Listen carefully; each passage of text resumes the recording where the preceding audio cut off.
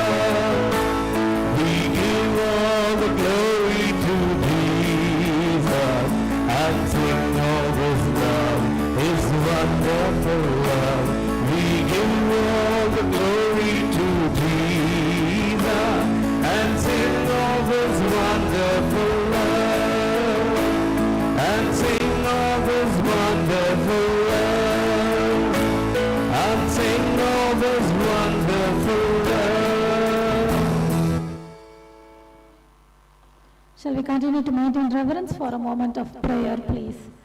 Almighty God, loving Father, creator of this world, we humbly bow before you before we start this afternoon's program. Lord of the Sabbath, we thank you for making this event possible this beautiful afternoon. As we begin this program, Lord, we pray your presence would be with us. Thank you, Father, for blessing us with Dr. Samuel George Hansnack in our campus this afternoon. I pray that you would bless his ministry, bless his family, and may he continue to treat and heal and bless many, many people. We pray for Dr. Philemon. We thank you, Lord, for his inspiration and his service to many people. Bless him and his family too. Father God, we are gathered here to learn more about you and to learn health. Lord, that our bodies is the temple of God, and help us we are on this earth. Forgive us of our sins and our shortcomings. May the session be one that lifts us up and help us to serve you better. In Jesus' name I pray. Amen. I kindly request our dignitaries on the dais and teachers to be seated, please.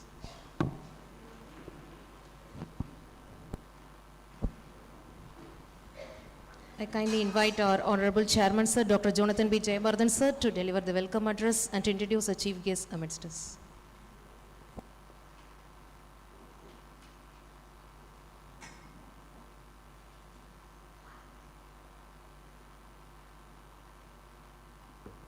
Good afternoon, all of you. I'm sure all of you have a lot of questions. Isn't it? Why, what? First, why are we having some program on a Saturday? Usually we enjoy both Saturdays and Sundays, isn't it? Most of the schools and colleges work either half day or full day, once or twice maybe in a month on Saturdays. So you must be thinking, after working here for 5 years, 10 years, 15 years, suddenly on Saturday, Sir has asked all the teachers to assemble. So will we have to assemble every Saturday hereafter? Did you have that question? So,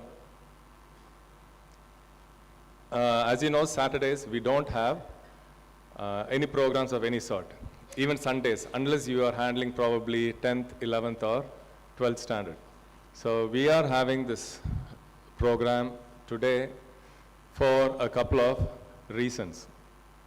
The first is our chief guest, Dr. Samuel George Hansnack. So first let me welcome him. He has traveled all the way from Vellore to be here today. He is the professor and the head of the Department of Medicine, Christian Medical College, Vellore. So we met a couple of months ago in St. Louis in USA. I already know him well. I've met him many times before that. And I had the privilege of attending a presentation that he gave in St. Louis. And we did have a good conversation there. And next to him is Dr. Philemon. He is a lifestyle physician. I met him for the first time in America, in St. Louis. And then we were talking. And then we realized we had something in common. I wanted to visit Armenia, and he had already been to Armenia. I wanted to climb the mountains in Armenia. So we decided we would do it. And I think last month or the month before that, we made a quick visit to Armenia. We climbed Mount Aragats. So I'm really happy that Dr. Philemon is here. He will be assisting Dr. Samuel Hansdack. We are very happy that both these doctors are here. You know, getting the time of very busy doctors is quite difficult. So both of them have actually traveled down to Trichy. There is a doctors conference tomorrow, and Dr. Samuel Hansdack is going to address the doctors. So since Pudukkottai is close to Trichy, he remembered. I didn't know that he was coming. He remembered, he called me and said, I'm coming close to Pudukkottai. Can we do something? And so I thought, let us not miss this opportunity, because other than today, he doesn't have any other time. He has a conference tomorrow in Trichy, and then he has to travel back to Vellore immediately. So I'm really happy that he reminded me, he volunteered, and that he has come here today. And one more reason is, people usually think health is something very different in the sense that it has nothing to do with religion. But the Bible, it says something very different. I never looked at health as something very important for many decades. And then in the Bible, in the book of Corinthians, I came across a couple of verses which talked about how God looks at his creation. We are his creation, isn't it? God created everything, the sun, moon, stars, the planet, the entire universe, including each one of us. And one of the verses in the Bible, this is what it says. In the book of 1 Corinthians 6:19, it says, do you not know that your body is the temple of God? So God looks at our bodies as a temple of God. So we always want to keep our houses clean. Places of worship should also be kept clean. So God is asking in the Bible, he says, don't you know that you are the temple of God? The next verse that I saw was something very practical. It says, whether you eat or drink or whatever you do it all for the glory of God. So I never thought of eating and drinking, God is going to be bothered about it. So he says, you are the temple of God. Then he says, whether you eat or whatever you drink, make sure you do it to the glory of God. And then one verse, which is a bit scary. This verse, it says, if anyone destroys God's temple, God will destroy that person, for God's temple is sacred and you are the temple. You understand? Let me read it again. It says, if anyone destroys God's temple, who's God's temple? We are God's temple. So if anyone destroys God's temple, God will destroy that person, for God's temple is sacred. So he says, take care of your health. Very simple. If you don't take care of your health, don't come to me and pray. Don't say, I'm going to be destroyed, something's wrong with me. So eat, drinking, everything is very important. And right now we have a lot of information, what to do, what not to do. Sometimes it requires somebody who's really qualified, who understands the subject, to come and talk to us. Everywhere we go, we hear of people talking about sickness, isn't it? Any family gathering, friends gathering, anything, it always goes to some sickness or other. So I'm very happy that Dr. Samuel Hansdack is here with us today. We'll be having two presentations from him. The first is about nutrition and exercise. We'll have a short break, and then the next will be about screens and sleep. All of us have mobile phones, isn't it? Do we all look at the mobile phones before going to sleep? All of us see. And sometimes do we say, I'm not able to sleep well? We do that, right? So this program that you're going to attend, please listen to it carefully. There'll be a question and answer session. You can ask him any questions. The important thing is, teach your students, the children in the classrooms. Pass on the information to them. And if you meet their parents, talk to them also. So this is an awareness program that should spread throughout the community. We want the entire student community to be benefited. So I'm sure you're going to have a good time. I look forward to seeing you ask questions at the end of the presentation. Thank you. Thank you, sir, for your warm and cordial welcome.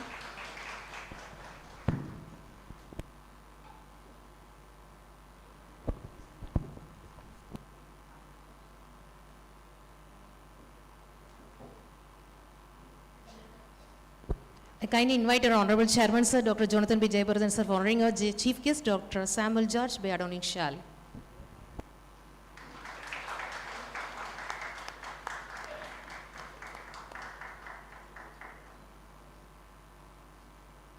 I kindly invite our eminent Vice Chairperson, Ma'am, Mrs. Angeline Jonathan, for honoring our Chief Guest by presenting memento.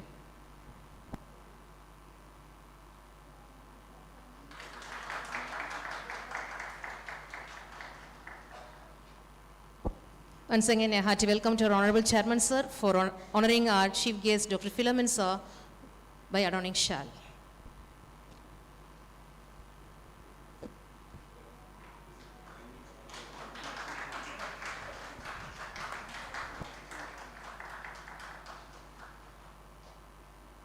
Once again, a hearty invite to our eminent Vice Chairperson, Ma'am, Mrs. Angeline Jonathan, for honoring our Chief Guest by presenting a memento.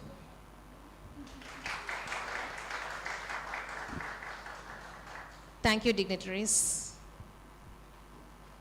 Now we proceed with the first session. Over to Dr. Samuel George, sir.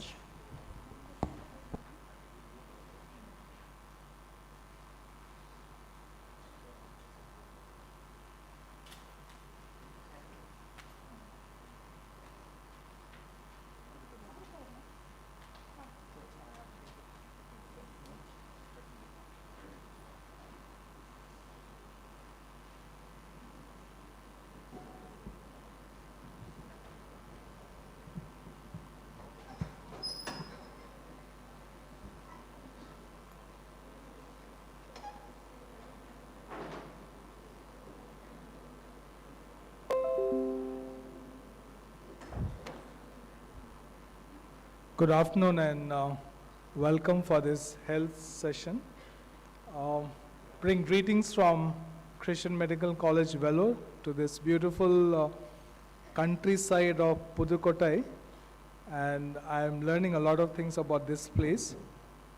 Christian Medical College was started by one of the missionary called Dr. Ida Scudder, whose story is well said. She was a girl born to a missionary parents who spent their lifetime in the southern part of India, serving in a lot of needy areas. But when she was growing, she went back to US for her studies, and she felt, who wants to go back to India? I like USA, I want to stay there. So one of the evenings, one of the vacations when she came home, she was traveling with her father, who was a doctor, and they would go from village to village and deal with the patients there. The stories of one night, one man came and said, my wife is struggling with labor, the baby is not coming out, can you come and help? She had opened the door. She said, sorry, I'm just a student, but my father is a doctor, I'll call him. No. In our culture, a man cannot deliver a woman. So please, I beg you, why don't you come and help? She says, sorry, I don't have any idea, I'm not even a doctor. And so he shook his head and he went away. And shortly there was another knock, another man, same request, same offer, same refusal.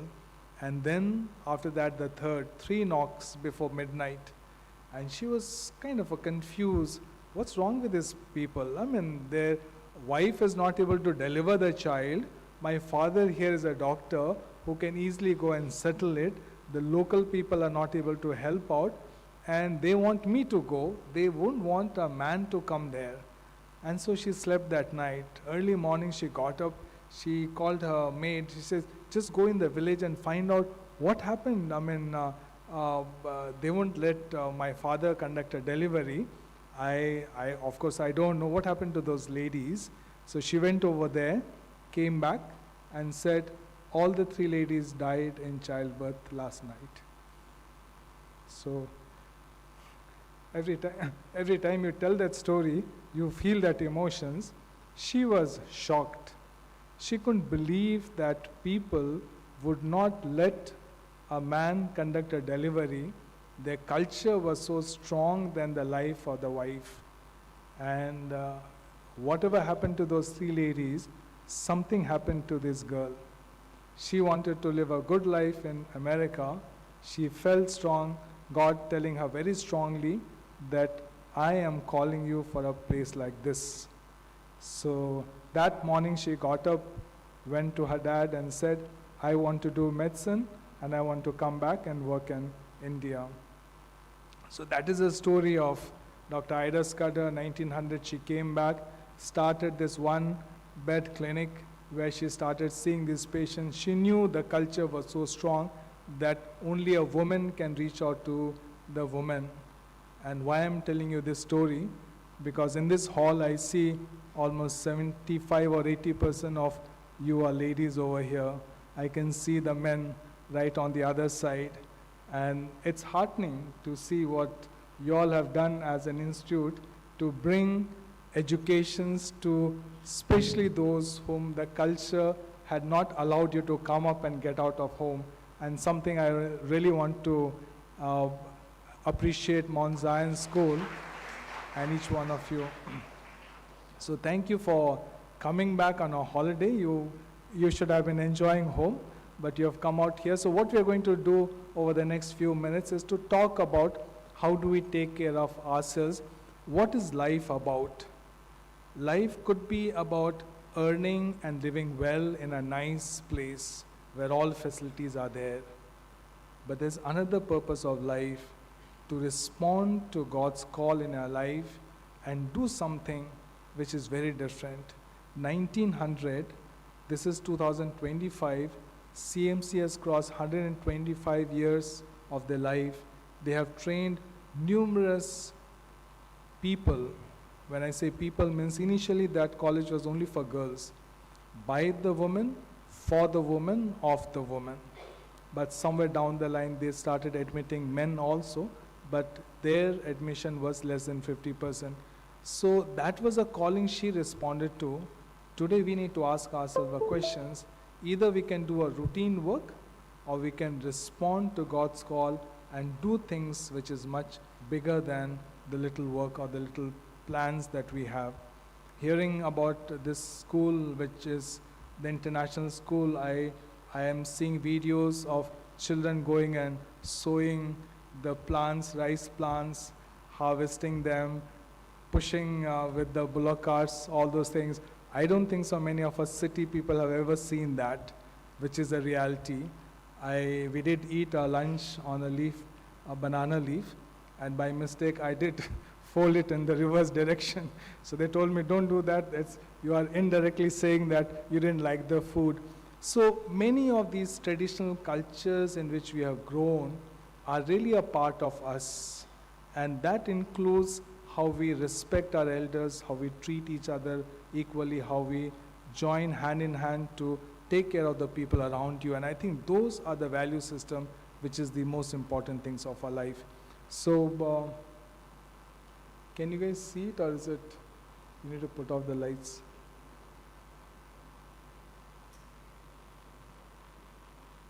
Is the slides visible? Okay. So a beautiful land of Mount Zion, Pudukkottai, you're a part of a beautiful campus.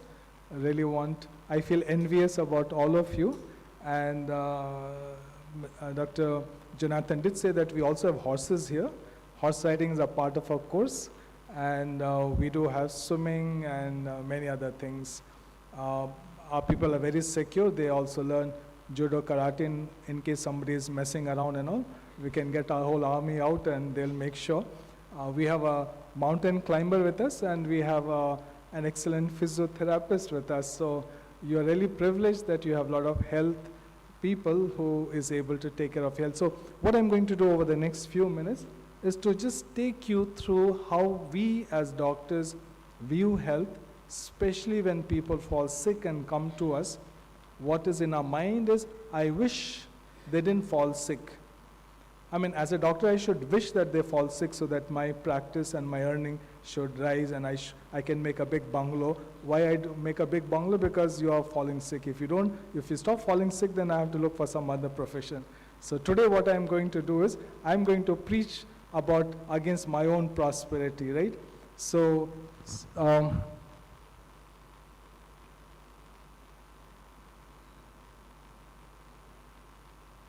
okay. So when we look at the disease, we look at what is common disease, what we find is in India we are a developing country, kind of a moving towards being a developed country. Despite that, we have heart problem as the commonest problem, which is almost 27%. This slide just is showing you that. Most of the deaths, why people die, the commonest cause, number 1 is smoking, number 2 is use of alcohol, number 3 is unhealthy eating, when you don't eat the right things, and 4th is lack of adequate physical activity, right? You have Angeline ma'am, who is an expert in physical activity. She did make all of you do some exercise, and she told me that half of you took leave the next day because all your muscles and your joints was aching because of some exercise. So don't do all the exercise on a single day. She didn't tell you to do the whole year's exercise on one single day. So do a little bit of exercise every day, because physical activity, or what we call it, is a sitting disease. Just think in the whole day, how many hours are you in your chairs? If you're sitting for more than 5 to 6 hours, it is equal like smoking one cigarette. So sitting disease is a new disease. You sit long, you will have some disease. So what you should do is keep taking a break. Get up, walk, just stretch yourselves, just go talk to someone and then come back. So do not continuously sit. That is something which is important. I will leave this. So we all know about coronavirus, COVID, and some of us we enjoyed because it was holidays, but not really fully holidays. Classes were still going on. Online, maybe we learned some technology at that time. And if you look at the total number of people who died because of COVID, if you open your Google and look at the numbers, it comes to about 7 million deaths. 7 million people died of COVID during these 3 years, 20, 21, 22, right? That's a lot of people dying, right? 7 million deaths all over the world. You know how many people die of heart disease?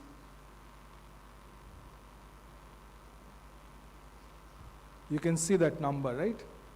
17 million deaths every year. If you look at 7 million deaths over 3 years, that comes to about 2.5 million deaths per year. And 2.5 deaths per year is a big number according to whatever we can imagine. But 17.5 million deaths every year because of heart disease is much, much higher than the COVID death.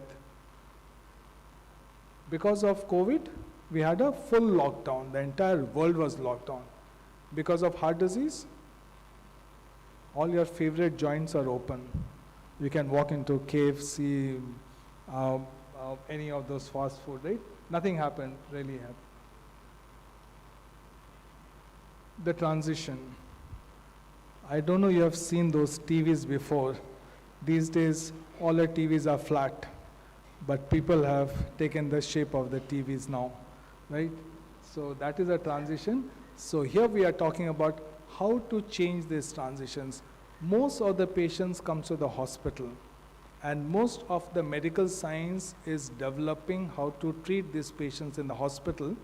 But you see, what we are not doing is how to prevent diseases to come on the first place. So on a Saturday, if all of you have left your work at home and come over here, we are trying to say, how can you take care of your health such that you can kind of bring down the business of doctors, and all the hospitals and clinics should shut down in and around your place because nobody is falling sick.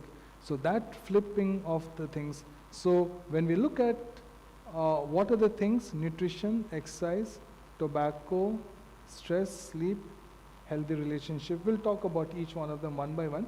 So this is the definition of World Health Organization. What does it tell you? That health, if I did a checkup for you, and I took up, but as per our test, you are normal, but the definition of WHO says that it is not just the absence of disease, but unless you are in a perfect state of well-being in your physical, in your mental, or in your social. So that's the definition of health. So when we look into lifestyle medicine, we are looking into how to address all these into these areas. So what areas we talked about? We said mentors and do some kind of cultivations over there. Rule that your house plants will not be approved unless you have a water harvesting plan. And if you actually do water harvesting, what will happen is you are able to preserve the water. Otherwise, what is your source of water most of the time? You do a bore well. So you put a bore well and take out the water, what happens? Your next door neighbor's bore well goes dry. So we are all stealing water from each other. I mean, you can't sustain that. So what is the easiest way? Everybody saves that water. You are not depleting the thing. He has actually done a lot of work on that. So environment also becomes a very important thing, because if you don't take care of it, your children or the children's will suffer, because with all the environmental changes, health and environment is going to play a havoc. So these are some of the various things. Now, I just want to talk about this person called Dr. Dean Ornish. What he did was, he's a cardiologist. What's the number one killer? Heart disease, right? How many people die because of heart disease? 17.5. You guys are so good. 7.5, I mean, you can tell everybody, you know how many people die of heart disease? 17.5 million deaths. So that should be a national priority or a global priority, how to stop people dying because of heart disease, right? You will definitely know people, either some of you already have diabetes, high blood pressures or cholesterol, or some of you already know someone who has died. All these diseases to the hospital. What will the doctor do? Sorry? Angiogram, and they see a block over there. What will he do? Angioplasties. You guys you know all so much medicine already, right? So you do an angiogram and you do angioplasty. That means you put in one stent inside the blood vessels, and the person gets well and you send him home, right? So this cardiologist, I mean, now you know the number of heart attacks. So heart attacks, they keep coming. You do the angioplasties. After some time, after 1 or 2 years, again he has a chest pain. He comes over there, again the stent is also blocked. So he puts another stent. When he can't find a space to put another stent, then he calls the surgeons. Then he will take out the artery, take out from your leg, and then he put it over there. That's what we call it as CABG, if you would have heard about, right? Bypass surgery. So why this person who had a stent put in develop heart attack again? Because the root cause is that the high blood pressure, sugar or cholesterol was not treated. So what were we doing it? We are only treating the symptom or the problem, right? So what he said is, I mean, we need to do something. Can you see this? This artery is completely blocked. And now it is fully open. You know how it opened? There's no stent over there. How did it open? Just by changing the diet, doing exercise, and little stress management. The blocked artery completely opened up. This is actually a history in medical science, which the cardiologists don't believe, agree, and follow. Why? It takes away your bread and butter. Poor cardiologists will die. If the patient doesn't die, then the cardiologist will die. If the cardiologist teaches them lifestyle, then the patient is alive, the doctor is dead. If you let the patient die, then the cardiologist is alive. You see, a very difficult decision over here. Who should live? Doctor should live or the patient should live, right? So just by simple change in the diet, exercise, so this was published in one of a major leading journals. So it's not just somebody did something in one corner and said it, it's published. But cardiologists today also will argue that just little patients, only one study, so they disregard it. But this is what we call it as a proof of a concept. That means if I do this, does it change? It showed that it does change. No medicines, I'll tell you, no medicines opens up a block artery. The artery block continues to increase. If you give medicines, it increases slowly. If you don't give medicines, it closes very fast. It's only lifestyle which reverses the block. This is what the studies and the science currently tells you. This is one thing I want you to know. and this is just where it was done. So what in the diet should we follow, right? Have you seen any patient with diabetes stopping the medicines? Have you come across any diabetes? Have you heard any doctor said that you can stop the medicines? What does doctor say? How long you have to take the medicines? Lifelong. If somebody told them that one doctor told me to stop medicines, what will they say? That must be a quack. So the CMC doctor over here standing and telling you that must be the biggest quack of all the times, who is telling you that you can stop medicines. How to stop diabetes medicines? You know who came up with that idea? Not the medicine doctors, the surgery doctors. How did they come to know? There were a lot of people who were put on a lot of weight. They could not reduce weight. So there is some surgery which is called bariatric surgery. What they do is they make your stomach very small, so you can't eat too much. So when you can't eat too much, your weight comes down. When the weight comes down, they found that the sugars was dropping down. So they had to quickly reduce the medicines. So much so that many of the patients, they were able to stop the medicines. Almost 80% of the patients were able to completely stop the medicines. And the surgeons were also surprised, and the physicians were also surprised. Really? Just by reducing the weight, you are able to stop the medicines? We call it as diabetes remission. And so they published this study to show that we have finally found the cure of diabetes. How can you cure diabetes? By reducing the weight through these surgeries, right? Dentists can come up and say, we have a better solution. You know how to reduce weight? Put a dental wiring. Just wire the teeth so much that mouth doesn't open. And maybe make a little hole so that through the straw you can just sip some liquid food and eat, so that if you starve that fellow, what will he do? If he doesn't lose weight, what else will happen? So if the weight loss happens, studies are very clear. Your sugars, your blood pressures, your cholesterol, everything will come down. Now, how ridiculous can medicine become?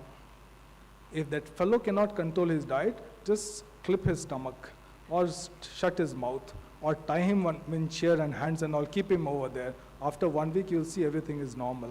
Now, we need to do something better than that. So, the biggest fight in diet is which diet to take, vegetarian or non-vegetarian. Very, very difficult. Everybody will fight about it, right? So, I can see the smile. Either you are getting a good news today or a very bad news today. Either you will not be able to sleep the whole night contemplating what this doctor came and told to us, but we are going to take it right in the front and say what is good or bad about it, right? So there are different kinds of vegetarians. I won't go into that. What we generally say is the biggest amount of food should be your cereals, then your fruits and vegetables, some proteins, and fat should be the least. Let me ask you a question. Which diet should we follow? Now what you can see is, these are carbohydrates, right? These are proteins, these are fat. So which one is the best diet? Which one?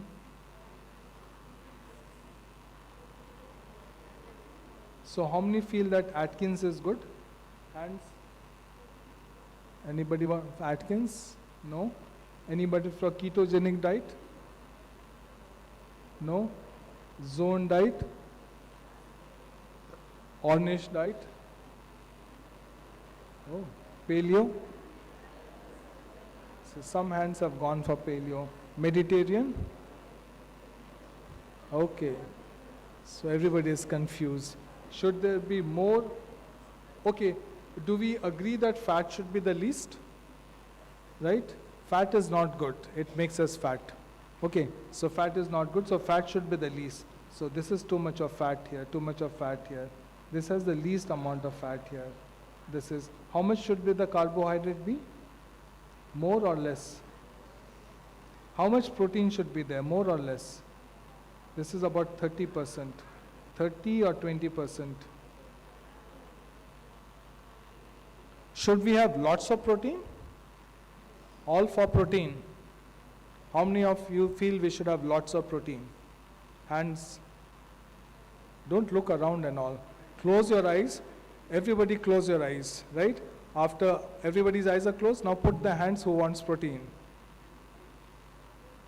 Okay, hands down. All those who feel we should have lots of carbohydrates. Okay. All those who feel we should have lots of fat. You guys are really out for one fasting and also we'll put you all on fasting. You don't want carbohydrates, you don't want protein and fat. So the Ornish diet, we just saw that. So Ornish diet has 20% proteins and almost 30 to 100 is 70% carbohydrates and only about 10% fat. Fat is only required for two purposes. We'll come to that. Is required for essential fatty acids. Some of you maybe biochemistry students will understand something called fats, which is absolutely necessary, and second is for absorption of fat soluble vitamins. So both of these requires little amount of fat, doesn't need too much of fat. Every day that we work, we need energy. Energy comes from carbohydrates. So what we need every day is carbohydrates. We need protein only for the wear and tear. Has anybody in last 1 year has grown in height in this room? Do you all check your height every day? Has anybody growing? Anybody by show of hands if you're growing? Nobody, all of you have stopped growing. Okay. So when a child is growing, you need lots of proteins. That's the only time you need a lot of proteins, right? People who do bodybuilding feel we need a lot of protein. Not really true. Have you seen who has the maximum amount of proteins in the body? Elephant, have you seen elephant? How much of protein does he have? Lot of proteins, some fat, right? How much of protein does he eat? Elephant, you have seen them eating kind of proteins, no? You should watch them very carefully. Sometimes they may go and with some straw and all suck some protein mix and all. So again it's a myth for a lot of gyms and all. They want to do a business, so protein supplement, 3 times protein. These are some things which is not really true. One of the world's largest, strongest man is a complete vegan. No non-veg. We think protein comes from animal, from the meat. That's the only source of good protein. If you really want to grow strong and build muscles, we need a lot of protein which comes from there. All those are something which is not true. When we take too much of protein, then we create a condition which we call as ketosis in our body. A lot of fat starts circulating in our blood. We lose appetite. And when we lose appetite, we are not able to eat. And because we are not able to eat, our weight comes down. So does that diet work? Yes, it works. It brings down. But it works in a very non-physiological way, which is not good. And most of these people go back and start eating and regain back the weight. So we don't propose a high protein diet or a high fat diet. So what should be maximum in our body is a carbohydrate, 10% fats and 20% protein. Just remember these 3 figures in your mind. So if we take a lot of carbohydrates, what do you have for your breakfast? Idlis, dosas. How much of carbohydrates? Lots of carbohydrates. So we are the best. We are taking, as you just right now said, 70% carbohydrates we are taking. We should be following the best diet. We will not have any disease, right? I went to Dr. Philemon's place, Tegnikotai. From there we went high a little up. There was a primary health center. And I met the doctor there. I said, do you see diabetes here? He says, no, diabetes. I said, so what do people eat over here? He says, we eat millets, ragi. Was it? Why you guys don't eat rice? No rice, we eat ragi, but Amma's program has come in. Now we'll get free rice over here. I'll see you start seeing diabetes after some time. So you see, so what is the problem? The problem is that as much as carbohydrates are the main source of energy, so this has to be taken as a major bulk, but the key thing is these 2 words I want you to remember, right? What is the 2 words? Number 1 is whole grain, eaten whole. Is it different or same thing? It's different. Yeah, it's first thing is different, meaning the word whole is coming first and grain is coming later. Whole is coming later. What is the difference? So anyway, the main thing is, what is this? Whenever you ask what is the color of rice, everybody, white, obviously white. None of us has seen what a red rice is, or there's another color of rice. Anybody has come across any other color of rice? Black. Some of you have seen black rice. So rice can be black or red. When we remove that covering, we call that process as polishing. When you polish the rice, you take away the health benefit. So my question is, why do they polish the rice? If you are saying it makes it healthy, why do they polish the rice? Any ideas, thoughts?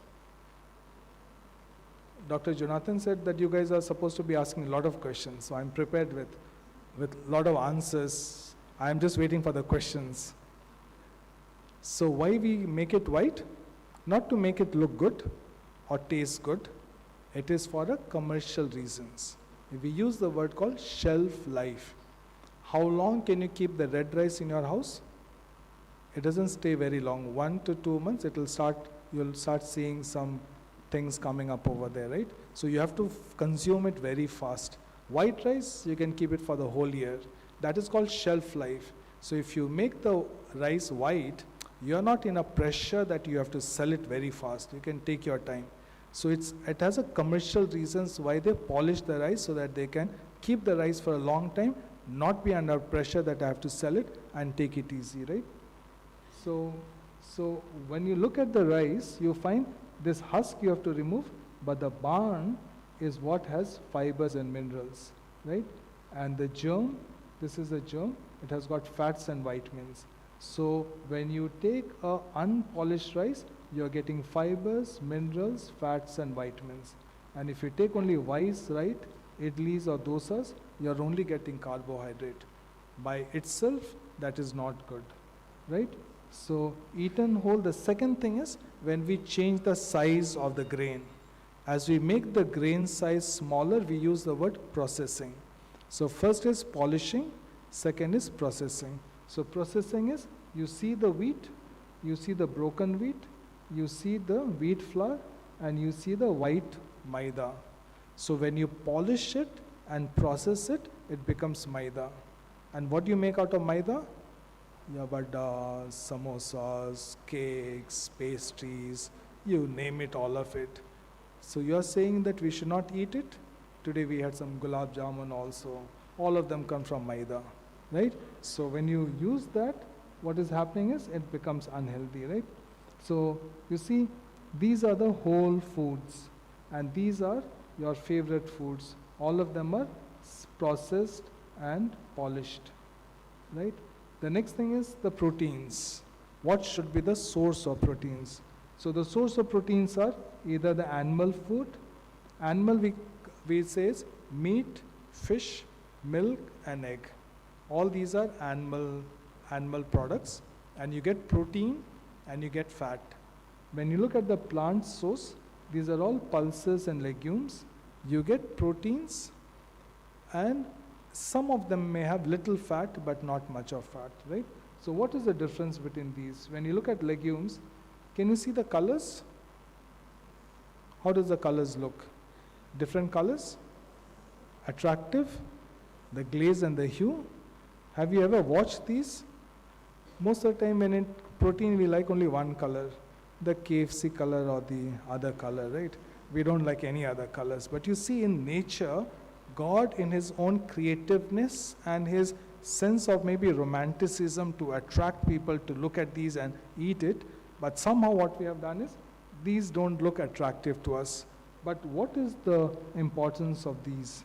If you look at these, what you find is, number one is, the animal protein has fat and it has zero fibers. None of the animal protein has fibers. What I mean to say that, the day you eat your non-veg, what happens the next day? You feel a little constipated. The bowels are not moving well. If you take non-veg every day, generally the amount of stools that you pass is less. And if that happens, then your intestine is not getting cleared very well. And a lot of toxins stays in the intestine, and they are the ones that causes cancers of the intestine, cancers of the lungs, and many other cancers in our body. It also leads to many diseases like arthritis. Inflammation keeps increasing. So remember that for you to protect your body, you should have lot of fibers, and the only source of fibers are from the plants, right? And plants have a lot of antioxidants, vitamins and minerals. These are the ones that protects your body. So now, this is not a class on biochemistry, but fats are broadly classified as saturated and unsaturated. If you can remember these two words, saturated, unsaturated. Saturated fats are seen in animals or plants? Saturated? Let's see some, sorry? Animals? Okay, good. So saturated are found in animals, unsaturated are in the plants. It is a saturated which is found in the animals is the cause for heart disease. We saw the heart disease, 7.5 million deaths. These 17, oh I said 7, sorry. You guys are awake, I'm so happy. So 17.5 million deaths every year. I'm talking about deaths. I'm not talking about heart attacks. Heart attacks is almost 10 times that numbers. Those who get heart attacks, out of those, 1% dies, right? So 17.5 million are deaths because of heart attacks, right? And that is mainly because of the saturated fat. And saturated fat comes from your animal products. And what are the animal products? Meat. I mean, you'll say, but fish is supposed to be good. It has got omega-3 fatty acids. It is true, it has got omega-3 fatty acid, but how do we cook our fish? The fish that swims in the water, we make them swim in the oil. It goes inside, they swim, and then you take it out, and then you kind of eat it over there, right? So that is what makes it harmful. But the second thing, let me tell you, that fishes are now being contaminated by mercury. We call it as biomagnification. So small fish, they have this mercury for our health, especially our brain health. So that is something to be concerned about. Now, how do we cook our food? When you have to cook your vegetable, what goes into the pan first? So nice. So oil goes up over there. So now the oil are on two forms. Again, a little bit more biochemistry here, sorry. This is called the trans and this is called the cis. It's just the shape. Sorry. It's just the shape, right? So what is body is the trans fatty acid. Trans fatty acid, and these are called hydrogenation and heating. Okay, what is hydrogenation? When you pass the hydrogen through the oil, it is called hydrogenations. Why do you have to put hydrogen through the oil? To make the oil hard, solid. What are the solid oils? Ghee, butter, cheese. All these are solid. These are all trans fatty acid. These are all called hydrogenated oils. It becomes hard. Why do you have to make oil hard? How many of you have eaten Lay's? Lay's chips, you know that? How does it, when does it taste good? When you put it in your mouth, you bite it, what happens? What comes? There's a sound, crunch, right? So you see, that sound, the smell, the taste, all your organs are being affected. You look at it, and then you feel the sound, and you feel the taste, and the oil, everything put together makes you feel, wow, that is good. What happens? You're watching the TV, you keep eating, after some time, it's over. So, to give it as a crispy taste, the crispiness of the food is because of the hydrogenated oils.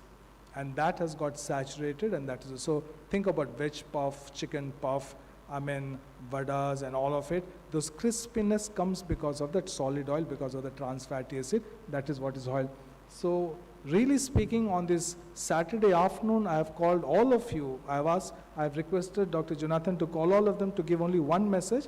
That is a bad news of your life.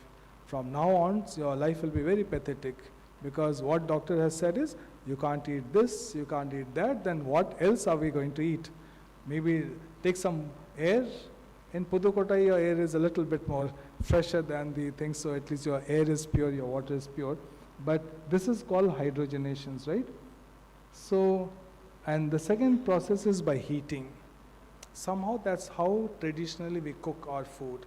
Oil, then you put those spices, hear the sounds, and see those spices dancing on the oil, and then your next vegetable goes over there, right? So we are so used to that. Now what a Westerner will do is just sprinkle a little oil after you finish the cooking.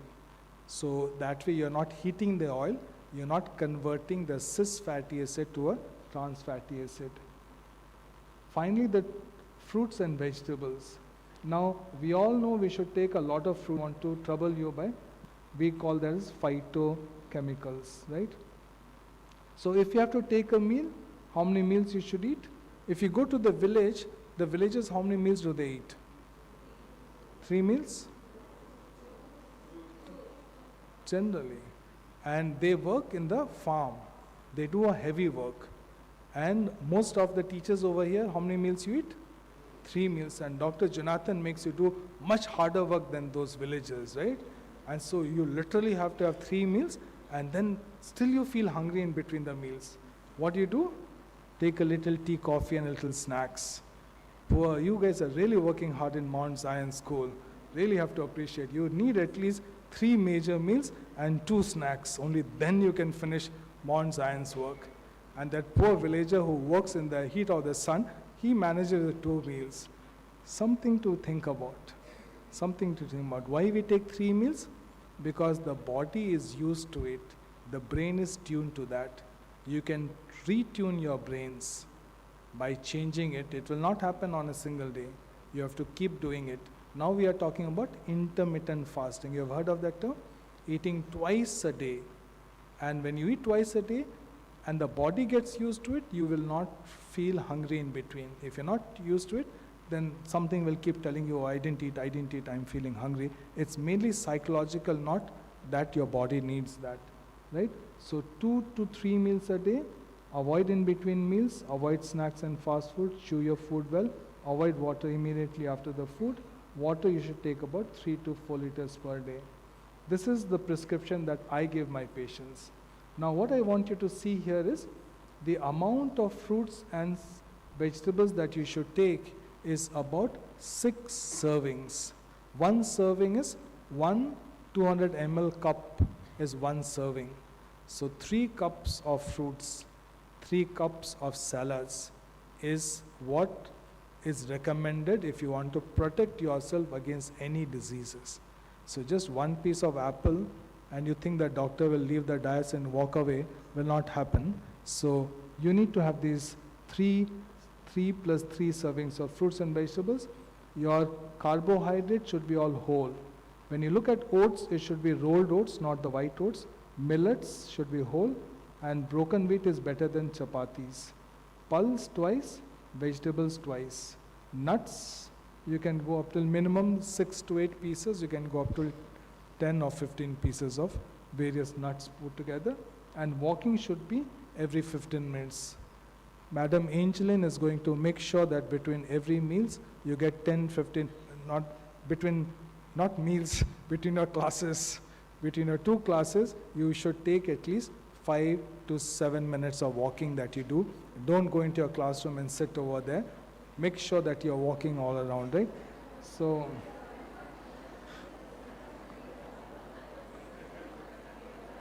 I hope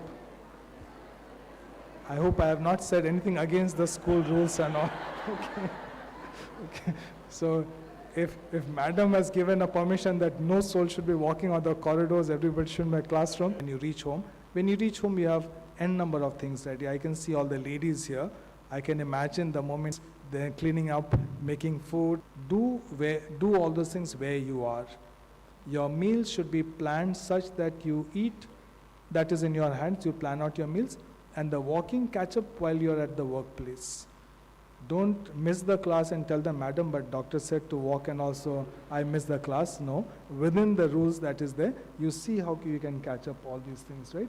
So here we are saying is, you do it in a godly wisdom than man's wisdom. Man by nature is greedy. It does things for interests which is away from the good of humanity. So our food has changed. How long an apple you can keep it at your house? Before you eat it, how long will it stay?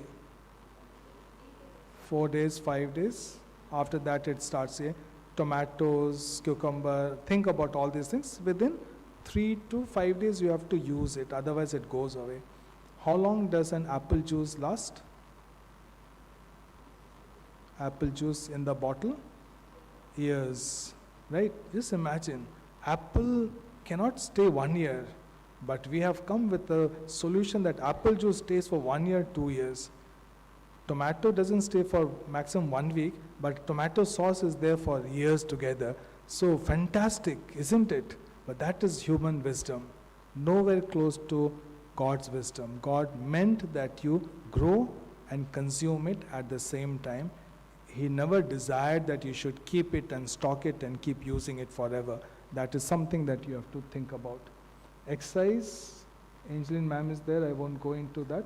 I won't talk about it, she'll make you do.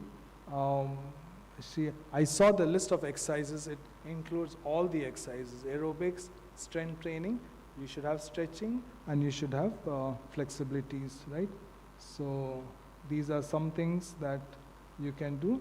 Sunshine, about 30 minutes between 10 a.m. to 1 p.m. you should get it. This is where you get your vitamin D.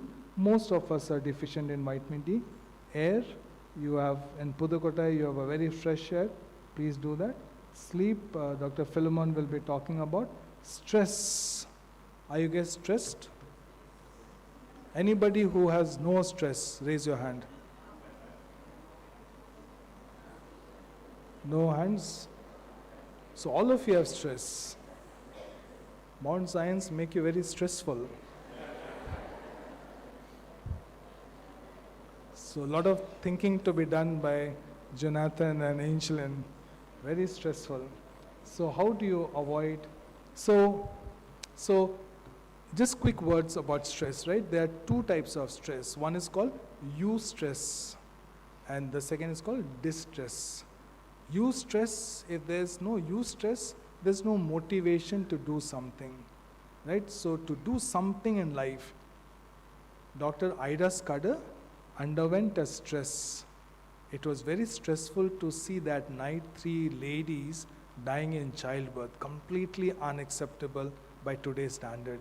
That was a stress, but that stress led her to make a very important decision in life, which has now become a history, right? So sometimes God gives us some stress in our life so that we can perform better and improve.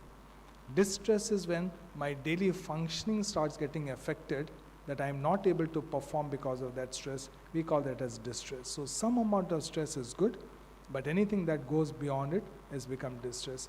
Second thing about stress is the environment cannot stress you. The environment cannot stress you. Stress is your response to the environment, which is in your control.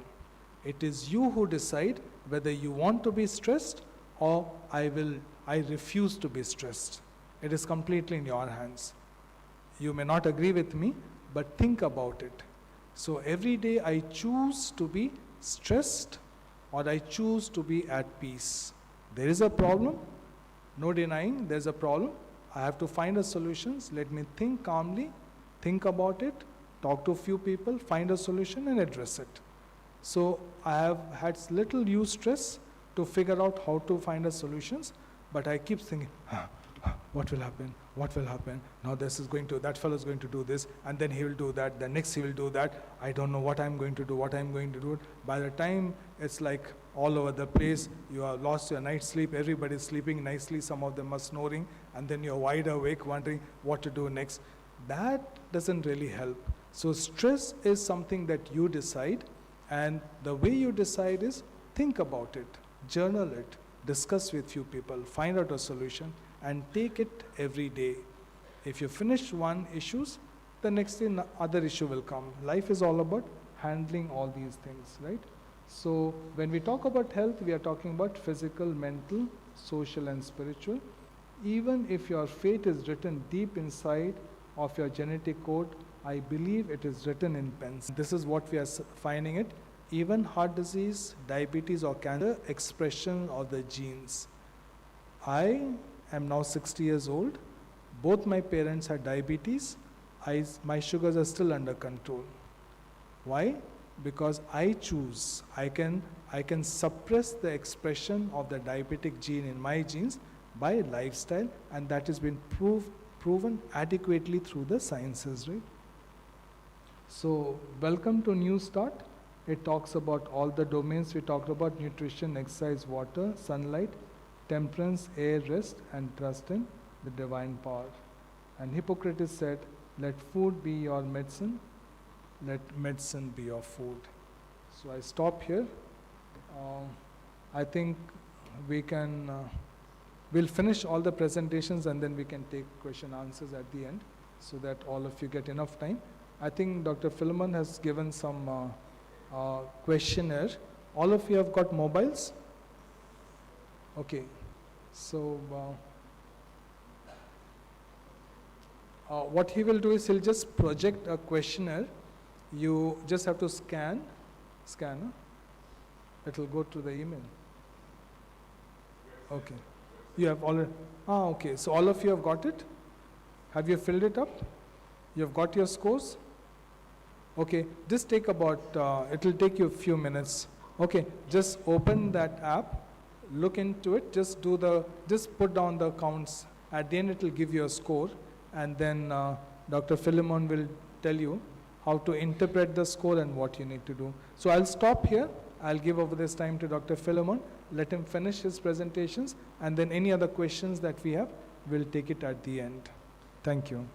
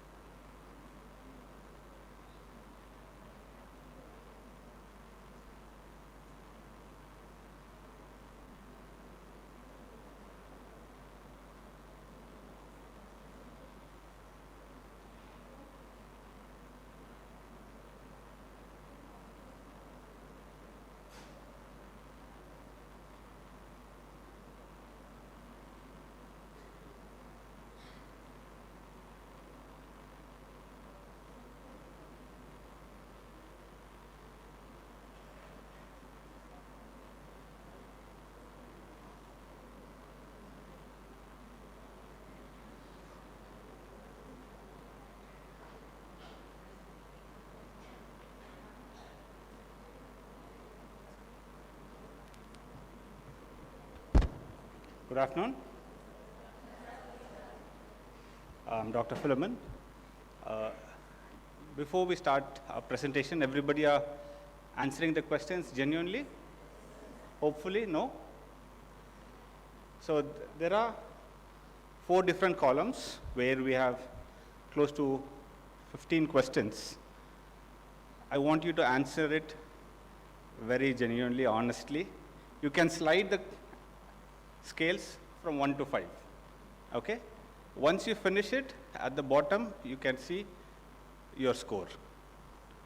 So I'll give you like 5 minutes, or you need 10 minutes? 5 minutes, okay, done.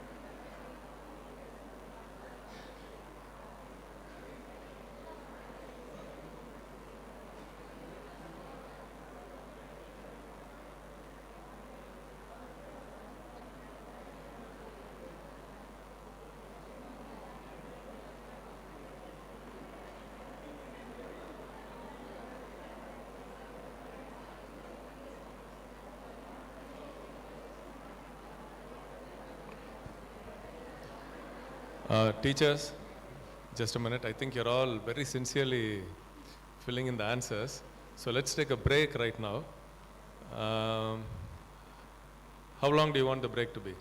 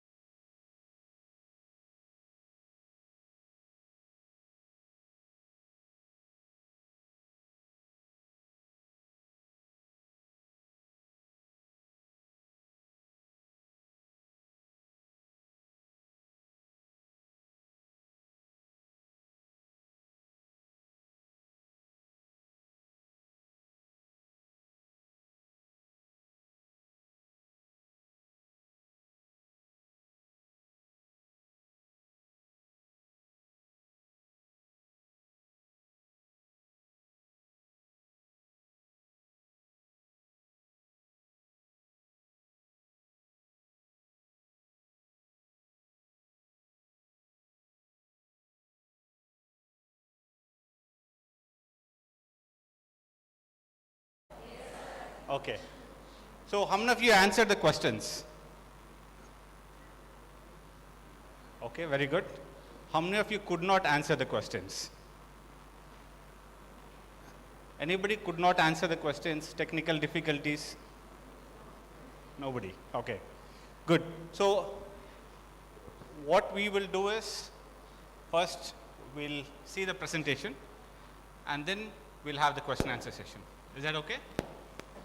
Everybody got your scores? You know your scores very well right now. Yes? Okay. So we'll take the questions at last, but before that we'll learn something very important. Okay? Before I start, I want to ask a question. How many of you slept last night for 8 hours? 8 hours. Again, okay, let's be practical, okay. 8 hours means from 10 o'clock to morning 6 o'clock. Yes? Okay. So basically you are very free, no work. Yes? Oh, so today's holiday, so you can sleep over. Okay, so if it is a working day, what happens? 4 hours, okay. So we are going to learn something very important because we don't give more attention or importance to it. In the first session, we were learning about how diet is very important, how we can be very cautious about diet. But I would like to say that there are many people here who are very cautious, I can see that, but we lack in this area. You understand? Because we give a lot of excuses and we don't give importance to sleep. So we're going to learn a little bit about sleep, and the most important thing is screen time. Everybody have a cell phone, right? Okay, we'll talk about it. So what is sleep? What is sleep? Rest of the body, okay. Many people say if you're sleepy, you're lazy, right? All our teachers here, basically you say your student is sleepy, he is lazy, right? But that's not correct. So when you sleep, the first thing which happens, your brain gets rest. Is that true? Yes. But what do we teach? Your brain keeps on functioning always. Am I right? But it is very important that when you sleep, you have enough rest even for your brain. So how many of you have seen a brain wave, EEG? No. Unfortunately, I don't have it to show. It's on my laptop. But so what happens is when you're sleeping, basically your lines go flat. Okay, when you're active, you can see it going up and down. Okay, but when you're sleeping, it goes flat. So even if your brain is functioning, as some say, it is in a rest mode. So sleep is something very important. As teachers here, you need to understand that when you sleep, your memory is consolidated. What does that mean? So during the whole day, we are learning, we are seeing, we are understanding a lot of things. A lot of information is processed, right? But what happens to that information? Either it gets stored or it gets wiped out. Only when you sleep it gets stored. If you don't sleep, next day whatever happens, it gets wiped out. You understand? So it is very important that you have adequate sleep. Okay, and the most important thing is your body needs rest. Can you function with 2 hours sleep? Anybody can function with 2 hours sleep? No. Why? We are not designed in such a way. You understand? That's what my first question was, 8 hours sleep. And I'm very sure we don't sleep 8 hours, including me. Okay? But unfortunately, we are supposed to sleep for 8 hours. Now, the last point I have put down here is, because this is a school, you need to understand if you don't have proper sleep for the students, what happens? Your academics goes down. If you want proof, look at your students. You don't have to look anywhere else. Okay? Now, this is just the basic idea of what sleep is, what happens during sleep. So, in your first step, you have a light sleep. Everybody say, I'm just closing my eyes, I'm just lying down, right? And then you go to a deep sleep where some say, I get dreams, which is not very true. Then you have something called a REM sleep, where you have rapid eye movement, which you cannot see, somebody else who is watching you can see it, right? So, in an entire cycle, which is close to 90 minutes, you need 4 or 5 times 90 minutes in an entire night. You don't understand it? Okay. So, let's say from light sleep to REM sleep is around 90 minutes. Okay? Each 90 minutes keeps on rotating. Okay? If you notice very carefully, you get up in the middle of the night. When? Either after you have a very deep sleep, you suddenly get up, or halfway of sleep, you get up. Right? That means you are not ended your cycle entirely. So, if you need to sleep for 8 hours, okay, at least you have to go through 4 to 6 cycles. You understand? That is the norm. But unfortunately, we are not doing anything normal. You understand? Now, this is just some of the statistics. I don't want to scare you, but this is reality. Okay? Right now, this is in India. I didn't take the world statistics because that is very alarming. In Indian statistics, we have around 25% insomnia. You know what is it? Basically, people who cannot sleep properly. Sleep deprived. You understand?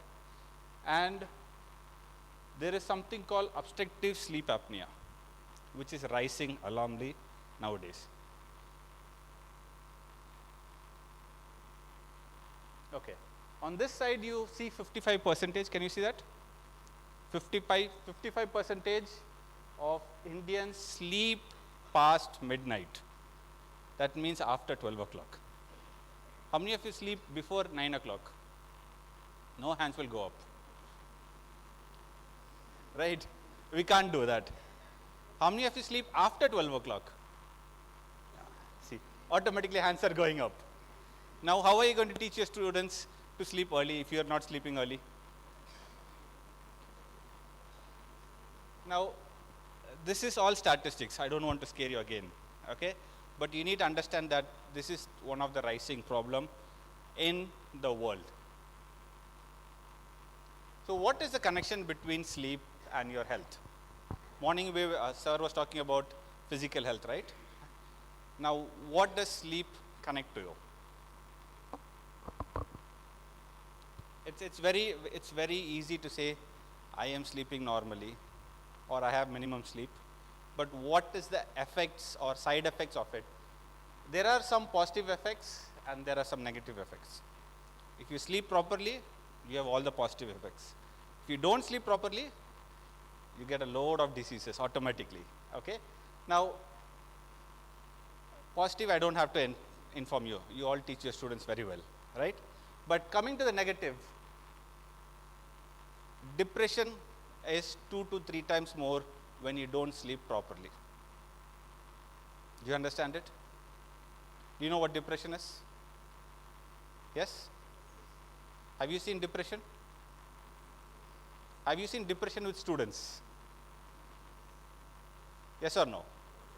Yes. And one of the biggest factor is not sleeping properly. So if you see some of your students who are having hard time, difficult time, ask the first question, how long did you sleep? In the whole week, how long are you sleeping? How early do you sleep? Which is very important. Now, this is something which most people don't say. The risk of suicide rates increases with lack of sleep. I'm not sure whether you have encountered it or you have seen it in reality, but this is something very alarming. If you see young kids who are gamers, who play long hours with their computer, they have some of the highest risk for suicides. And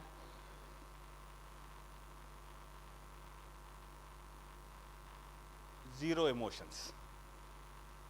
Basically, they go on the scale up and down. They get angry, they get sad, they get violent, whatever you want, they will do. Right? Have you made a kid not to sleep the entire night, and the next day, how is the kid? How is the kid? Why? Why does that happen? Why does that happen? Your body cannot handle it. Basically, your body cannot handle it. You need to give enough sleep for your body to function. I've just listed 4 important points of the real depth we call deficit, right? If you are 17 hours awake, basically it is equal to being intoxicated. It's like being drunk. So either you can drink or you can be 17 hours awake. Okay? But the sad part is the long-term effects. It is very easy to say that, okay, it's just 1 day in a week I'm sleeping late, 2 days in a week I'm sleeping late, I'm just sleeping 1 hour late. It's easy to give excuses. But then it adds up. You know, as kids we give our, parents give us piggy bank. What do we do it? Money we put, right? Coins we keep on collecting. Basically that same thing happens. Every 1 hour, it puts in a piggy bank. What happens when the bank is full? You break it. Yeah, basically you're broken. That's all. So once you start accumulating the bad effects of not sleeping on time, basically you're causing long-term effects. And some of the long-term effects are very dangerous. Now coming back to something very important is mobile phones. Why are we talking about it? Because half of the day we are on our mobile phones, right? Yes? How many of you can answer very honestly that I am not using my mobile phone more than 2 hours in a day? Not more than 2 hours.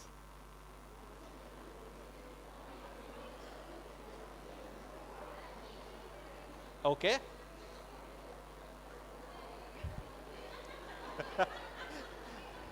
Okay, here's the fun part. If you look to your next person, they are putting your hand down. Now, which is true? Either you are telling something or they are telling something. It's a very big challenge, right?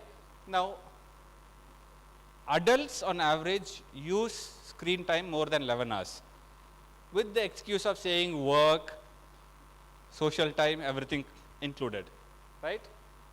And there is the huge percentage. Every morning I wake up, first thing what do? No Suprabhadam, only mobile phone, right? Why? Why do we wake up to our mobile phones?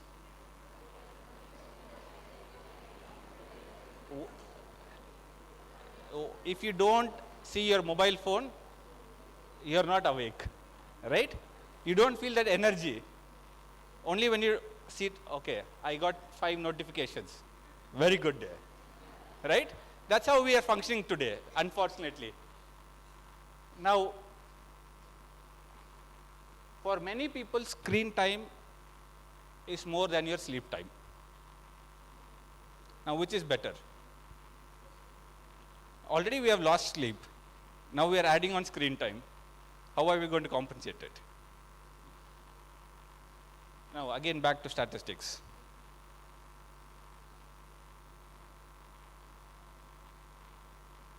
It says 1.3 trillion economical loss just because of sleep and screen time.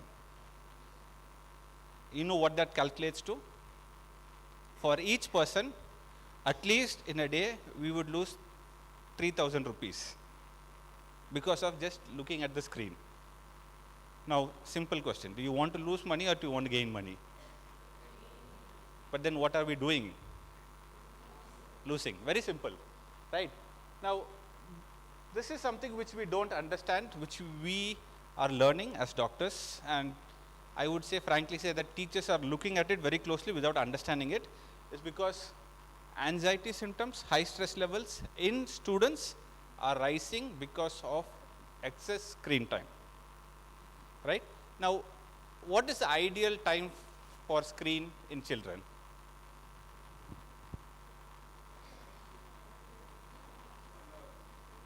One hour. Okay. Anything else? 0 hours. But you are giving homework in the screen, right? You are giving homework in the screen and you are asking 0 hours. How is that practical? You are not giving. Okay, very good. So, answer is 0 hours. But then, if the child doesn't eat, we give the mobile phone. If you want to talk with your friends, you give the mobile phone. If you want to focus on the TV, you give the mobile phone. Right? This is practical. I'm talking practical, right? Most of you are married here or have children, right? This is what you do, right? The kid is annoying, give a cell phone. You don't want to get annoyed, you give the cell phone to the kid, and what happens? Later the kid will get annoyed, you cannot handle it. Right? That's reality. Now, the negative side effects of screen time is very deadly than any disease, which we do not understand today. Give it 3 to 5 years, everybody will be suggesting no cell phone, because that is the effect of it. Okay? How many of you had a problem with cybercrime? Being scammed on cell phones? Nobody. I think you might use your cell phone less. You understand? Because people are targeting how much time you use your cell phone. Basically, they calculate how much your screen time is running. If you know how to use your phone, go to the settings, it will show you your screen time in a day. Have you seen it? What's the average screen time? Anything above 8 hours. Anything above 8 hours. Now, 8 hours is what we are supposed to sleep, and 8 hours is running on a screen time, and you're working 16 hours. Please do the maths. How does it work? It doesn't work at all, right? So, it says that video chatting, texting, videos, gaming have big association with depression, including chatting. And I'm sure 90% of you are here on social media, right? Instagram, FB, Snapchat, whatever it is. What happens when your reels don't get liked? What happens when somebody doesn't put a thumbs up to your photo? Huh? You feel happy. If somebody doesn't like your photo, you feel happy. That's the problem. You understand? Now, why this happens is the question. Okay? Why all this is happening is because the guys who have created the mobile learn psychology better than what we do. You understand? You know, in the incentivizing system, you do something, you give an incentive. What is your incentive for social media? That's all. You get one thumbs up, your day is brightened, right? You what happens when you post a reel or a post? Every time you open it, how many likes, how many shared, right? Why? That's your incentive. You understand? That's your incentive. Basically, they are controlling you, then you are controlling them. You understand? So it is very important that you understand what they are trying to do, right? And your loss, not their loss. I would say that the lasting impression, if you close your cell phone, the light which has been emitted through the cell phone, that can still last for 30 minutes. Have you tried going to sleep immediately after using your cell phone? Yes or no? Can you sleep? Why? You can sleep. Very good. Then I think you're using your cell phone very less. That's why. The worst part is when you use your cell phone right before sleep, it keeps you awake. The blue light which emitted from the cell phone, it keeps you very alert. It basically tells your eyes that this is daytime. So don't sleep. Do you understand? Now, they say like, okay, don't worry about all these things. Just view little bit. 30 minutes in a day. Social media 30 minutes, other work 30 minutes, you're good. Am I right? That's what you do, right? You have screen timers for your social media, for your work, everything. Now, what is important is not how long you're watching, but what you're watching also is very important. Do you understand? Because let's say you're watching reels. The first thing is like you see a happy reel, your hormones go up. Then you see a sad reel, you come down. Right? You see some violence, you get angry. All in 30 seconds. You don't see a reel more than 30 seconds, right? You keep swiping up and down. Then what happens? Within 1.3 minutes, you have gone through 4 emotions. Now imagine happening the same thing over a period of 30 minutes. Is that correct? Do you think that is correct? That is why we have emotional problems with long time cell phone users, especially women, sorry. Because emotions are very connected, all the reels are very connected to women, and that's the cycle. You understand? And many of you don't understand that there is a basic science behind it. They have built in an algorithm which can keep you alert whole time. Have you noticed very simple thing? You will be scrolling, okay? It will be 2 o'clock and you'll get motivational messages. Please sleep early, right? And you'll be still scrolling like, tomorrow I'm going to sleep early. But today you're already still awake.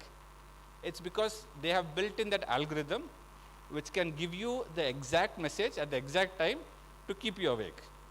You'll be like, okay, this guy is giving me motivational message. I need to learn it. But then after scrolling all the motivational message, it is 4 o'clock. You understand? Now you want to sleep, but you have to get up at 5:30 to go to work. Now you have to come to work at 7 o'clock. What happens? You have only 1.5 hours sleep. First thing, what happens when you come to school? Student is getting angry at you. As a kind teacher, what you should do? You say, fine, I'll handle it. But what happens? You have not slept. You have not slept. Now what would you do? You will get angry at the kid. Am I right? Now what the cycle goes on?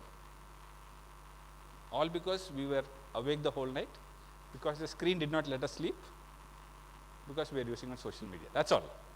So they have built in a very good system, all the tech guys, to make sure their money is being generated while you have lost your sleep and you have lost your health also. Now this is something, while I was learning, I understood that we don't give importance to it. How many of you know what notification is? The sound ping, ping, ping, ping, ping, ping. What is that? Notification. Even in your sleep, if you hear the sound, what happens? Either you get awake, you get alerted, or you lose your sleep. Right? 70% is in the same category. Rest 30% I can agree you're good. But 70% of us are in the same category. And what happens when we get that constant notification? Our entire sleep is gone. Right? Now, even in our sleep, we are very alert, which should not happen. You understand? We should not be alert during sleep. We should be at a rest mode. But because of this, it is very dangerous. Now, I'm very sure as teachers, we say that I need willpower, so I don't touch my phone. But is that true? Is willpower enough? No? Yes? I can have enough willpower, but I'll still use my social media. You understand? The only option is keep your phone down, turn it off, sleep. Okay? We all say, I'm going to watch only one reel. I'm going to watch only 30 seconds. That's all we say. But at the end, we'll be gone 3 hours. So it's not about our willpower. We have good willpower, but not in social media, not in our phone. So the best thing is keep your phone aside. So that's where we draw the boundary lines. Now, this is something I want you to understand and ask the question to yourself. Where do you charge your phone at night? At your nightstand, across the room, in another room.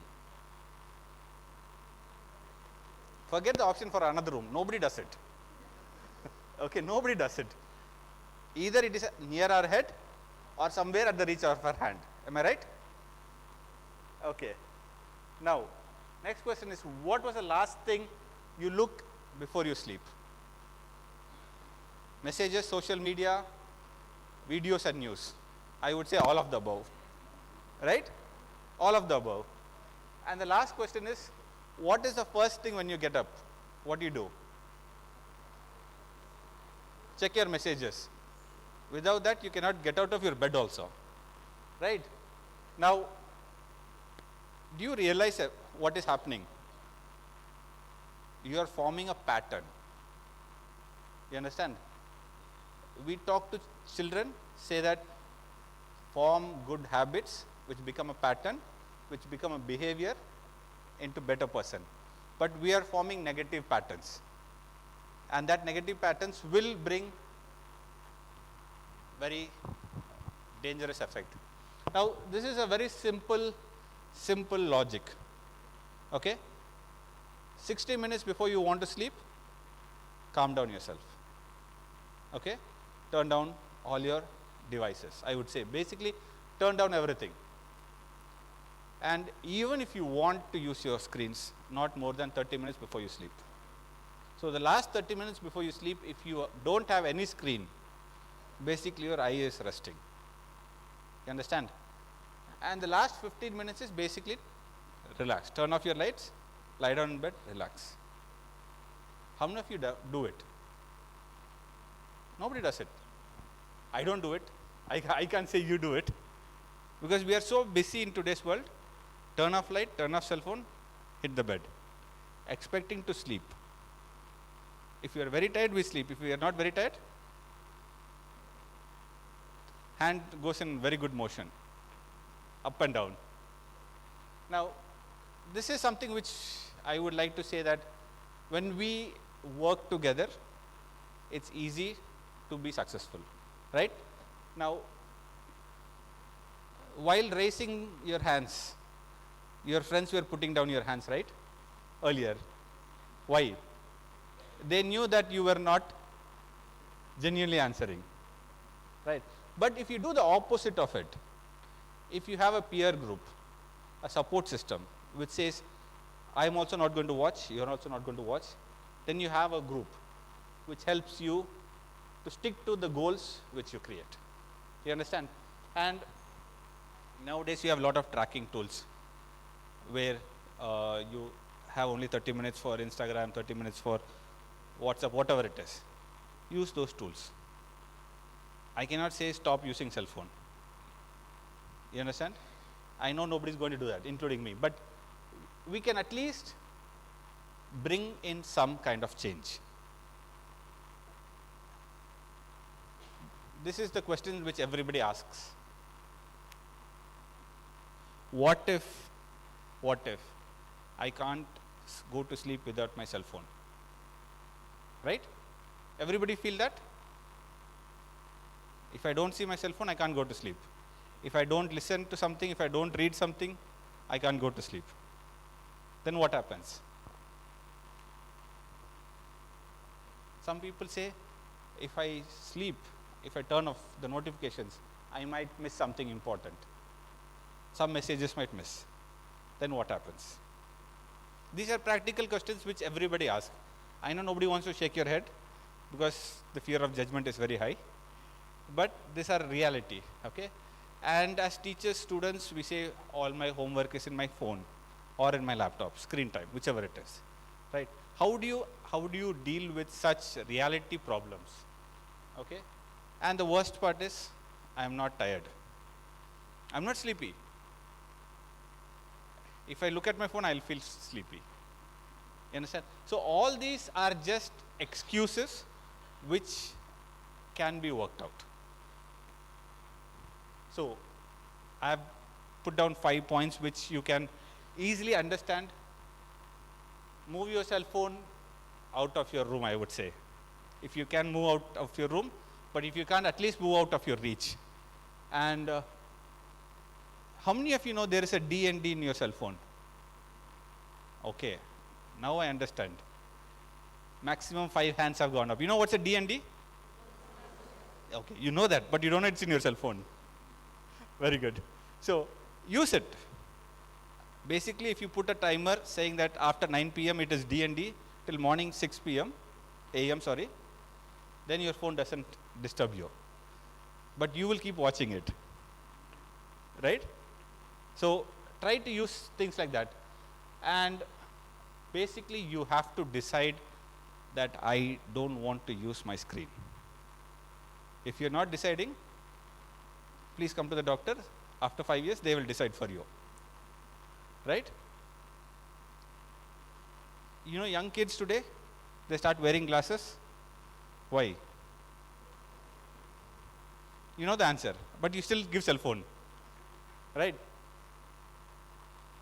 So we in lifestyle medicine, we say that if you want to do something, do it small steps, consistency, keep on doing it till it becomes a habit.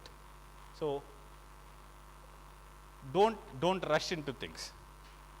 Overnight say I'm going to keep my phone away. That doesn't work. Take one step at a time. Take one step at a time. Okay? And the last is, if you don't sleep, you don't live longer. That's the bottom line. So if you want to live longer, you need a good sleep. In order to sleep well, zero screen time. You see the connection?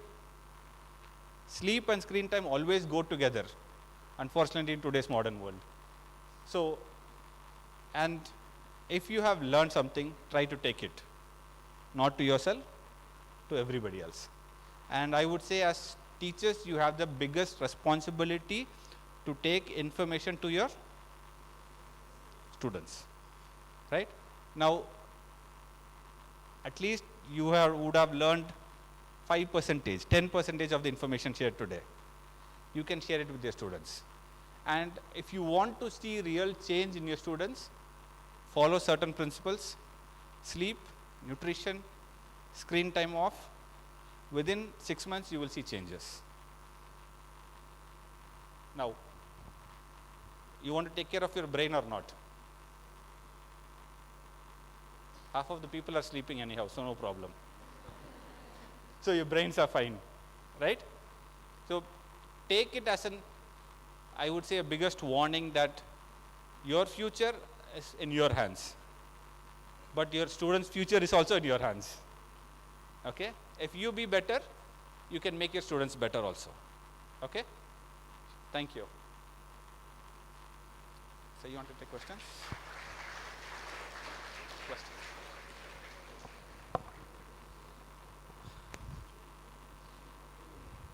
So we are open to questions now. We have Dr. Anstak here. Most of you have completed the questionnaire, right? Everybody have completed the questionnaire. Okay? So we'll take a quick poll. Ready?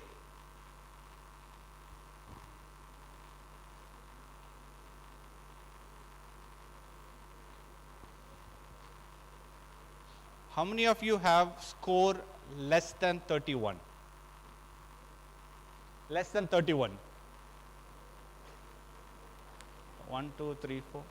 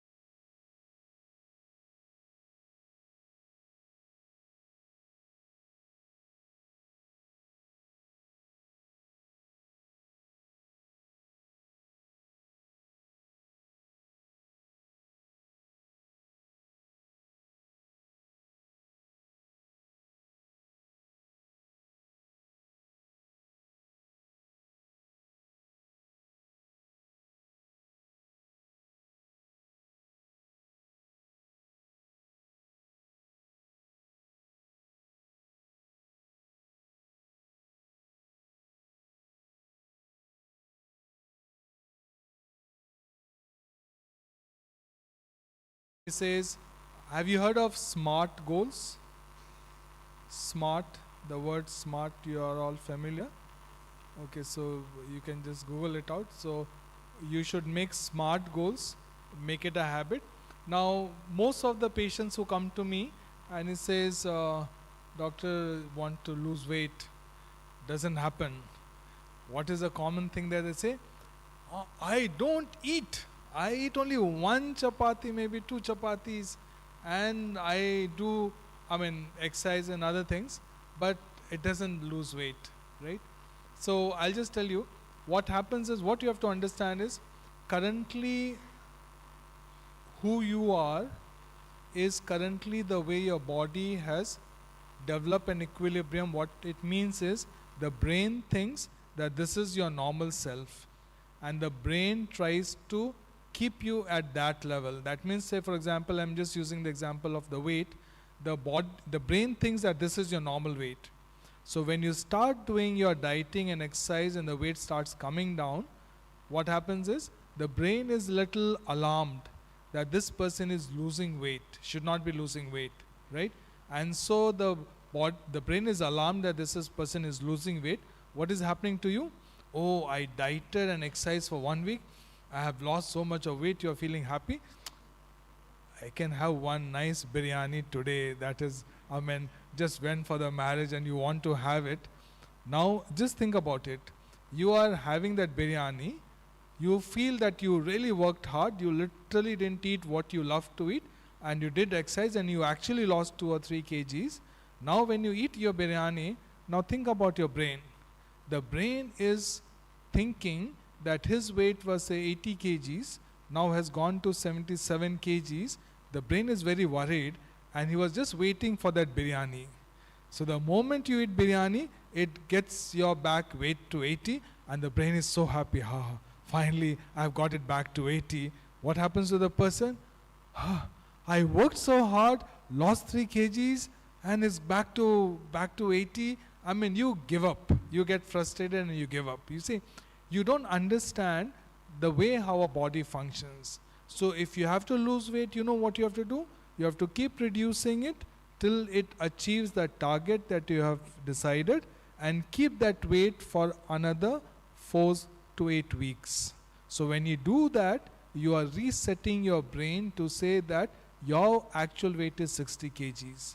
And then when you go and eat that biryani, that weight doesn't go beyond 60 kgs, because now the brain understands that this is your normal weight. Now you look at some of your friends who are thin and they eat at least 5 times more than what you eat and still remains thin. And you wonder, what is wrong? I eat 1 chapati every day and my weight doesn't come down, and this fellow is eating biryani after biryanis and his weight is over there. You see, these are all that we have to understand in our brains. That is number 1. Number 2, I want to tell you is, if you walk on a path, very nice concrete road or a nice road that is made over there, and then if you have to go through a road which is not made, that means there's a lot of grass, thorns, bushes and all those things are there, what happens? You somehow walk on that road and reach that end where you want to reach, right? Now if you have to come back on that road, how does it feel? You can make out that road a little bit, right? Because you have walked, you have removed those thorns and bushes, and it looks like you have walked on that road. So when you come back over there, you were, as compared to the first time, it's a little better. Then if you go 10 times in that road, what happens? When you're walking, it's much clearer. The road is much clearer, right? Now, this is a path that you are not taking. Somebody told you to go by this path for whatever reasons, it's shorter, safer, whatever. You go there. As you keep walking on it, the road starts looking. So next time when you have to walk, you can see the road very clearly and walk. Now remember the other road which you are walking, right? If you don't walk in that road, what happens? There'll be some grasses, some plants, something will start growing up, right? Now, if you walk on this road becomes much clearer. If you don't walk on that road, the things will grow up and that road will not look very clearer. But what if you kept walking also on this road? Most of the days on this road, some days on this road, what happens? This road is also maintained, right? So the question comes, most of the people say, But doc, 1 week, once in a week chicken will do? I love that ice cream and all. I will eat once in a month. Is it wrong? I mean, how do you answer that? Right? Now, okay, once in a month, one ice cream, what's wrong in it? Now, I give them a very bad example. I mean, it's a horrible example. But what I tell them is, okay, the patient is sitting to me. Next to him, his wife is there. So I ask the wife, okay, look, this man is very faithful to you. 365 days in a year, right? One day in a year, can you let him go out and have a little fun with other women and all? Is that okay? What do you think the wife is going to say? One day? In 1 year, 25 years I've been faithful. One day in a year, can we ration it out? No way, right? So what I'm essentially saying is, now, these are two different things. But you see, when you walk on this path you have never walked before. Now when you start walking it, it's difficult because the road is not there. You are actually making a road. When you are making a road and you also want to keep this, what happens is, I reach that road, I see this road just coming up, still a little difficult. This road is very easy. The reflex is I walk on that road. You see, when you keep this road also alive, then it continues to be a source of temptation for you. When you do not walk on that road, after some time, that road has got thorns and bushes and plants grown up that I don't even recognize it, and this road has become much easy for me. So it stops being a temptation. So when I was trying to follow this lifestyle for almost few years, I was doing it. And then one day I had to go to Delhi. I was walking on the Chennai airport. And while I was going on the Chennai airport, I saw that nice kebab steaming over there with, I mean, you can see those oils kind of a shimmering over there. And it looks so tasty. So I said, in all these years, I have not eaten that. I love kebabs and all. What should I do? And no one is looking around. I go around preaching about lifestyle. Nobody should see me eating that chicken kebab over there. So I said, okay, just have one and all. It's okay. I mean, all these years you have not eaten. So I took it. I ate it. And this is what I want to tell you. You see, when I ate it, suddenly it didn't feel as good and tasty as I always love it to be. And I thought to myself, why? I love kebabs. I used to love kebabs. Today, why is it not so tasty? I am a man of sweet tooth. I love sweets, and the best sweet I have taken is, if any one of you went to Delhi or Agra, there's something called petha. It's a white pumpkin soaked into that sugar thing. It's all crystals over there. You put it in your mouth. It's so tasty. Somebody who doesn't like sweet will hate it. But somebody who loves sweet, oh, it tastes so good. And you see, I used to love sweets. After my lifestyle journey, all sweets stopped. And then one day when I have to take a sweet, it is said that sugar is irritant to the stomach. I didn't believe it because I used to have lots of sugars. I didn't feel any problem. But after years that I have left, when I take sugars, actually my stomach goes virtually into a fire. And that is the first time I realized it's actually an irritant. Why? It's just like that. I'll give you an example. When you take the first smoke, what happens? You start coughing because that smoke and the heat, it irritates your respiratory tract, right? If you keep smoking, what happens? No more cough. You are very comfortable. Take one drink of some wine and all. Not that I have taken wine ever, but it seems to be very burning. It's like a thick, sour burning over there. But when you keep taking it, you get used to it.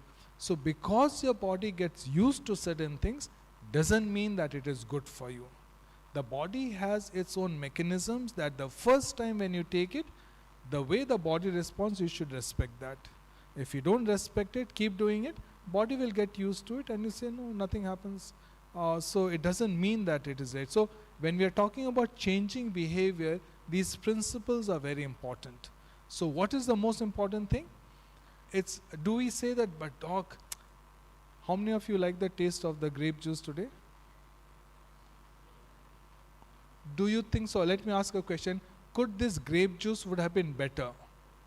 Could it have tasted better? Was there anything missing in this grape juice? Huh? So they had, so any one of you think it could have been better? I see some hands. No? Or you think it was good? All of you felt it was good? Okay. So what I see is that, so what Jonathan is saying, that you all had something. So the one, we got a full glass full of grape juice, and when we took, I could see the expressions on the room. It was very sour. Did you feel sour? You all felt sour. So you think it could have been better if we added little sugar, right? So why? So what is taste? And this is what I'm coming to. My professor, we usually get into this debate of diet and all, and he knows that I'm a lifestyle person, and he kind of looks at me. He loves to eat. So he says, Sam, in life, that is one thing that gives you pleasure in life is food.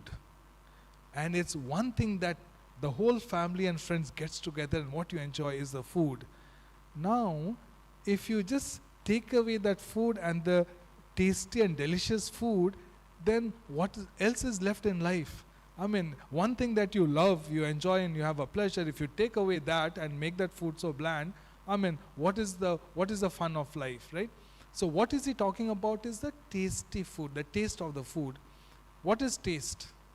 Taste is something that we feel that this food is tasty. Is there a taste in the food? Is there a taste in the food? So let me put a different situation. If the food itself had a taste, then a North Indian who comes from North and eats a South Indian, the food that you like, does he like? If the food had a taste, then he should have liked it. And when the South Indians goes to the North India and takes the food, what happens? You feel, what is this food? There's no karam. Unless you have something that tickles your tongue and inflames your intestine and all, you don't feel that you have eaten something. It's so bland, right? So a South Indian finds the North Indian very bland. A North Indian a North Indian who comes to South, he feels his entire body is on fire. The nose is running, the eyes are dripping, the mouth is in, and is there anything that I can do to quench it over there? We went to Singapore for a conference, and you see, we had a biggest contingent from India, and almost 50%, and every day there will be food. Singapore, it's like that Far East food, most of it is boiled, and kind of salads over there, and you know how Indians are. They waited for a weekend. On weekend, they will have this typical gravy, vegetables and chicken that they would have. And if you are late for 5 minutes, the food is gone. Because the whole week, people are just waiting for that day to take it. So taste is a learned behavior. There's no taste in the food per se. It is what you keep eating that you start developing a taste for it, and that food becomes tasty for you, right?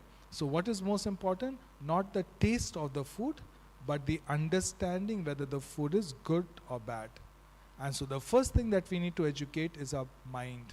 Our mind should know if it is good or if it is bad. If it is good, then keep doing it till it becomes a habit. I want to see one hand, somebody who just forgot to brush your teeth today morning. Anybody? One hand I saw there. Very good. Right? So, why we don't forget to brush our teeth? It has become a habit, and habit is not just that you are doing it. There's a number of things. You don't feel the foul smell. You don't want people to feel that you're getting a foul smell. So, morning, the first thing is to do is brush your teeth. Women and all, they want to look good.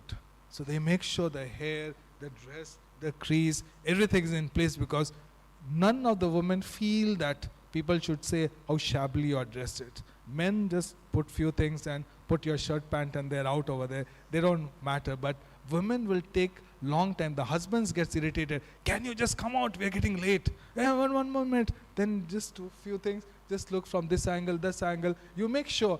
That's how we are made. So what we're talking about is a learned behavior.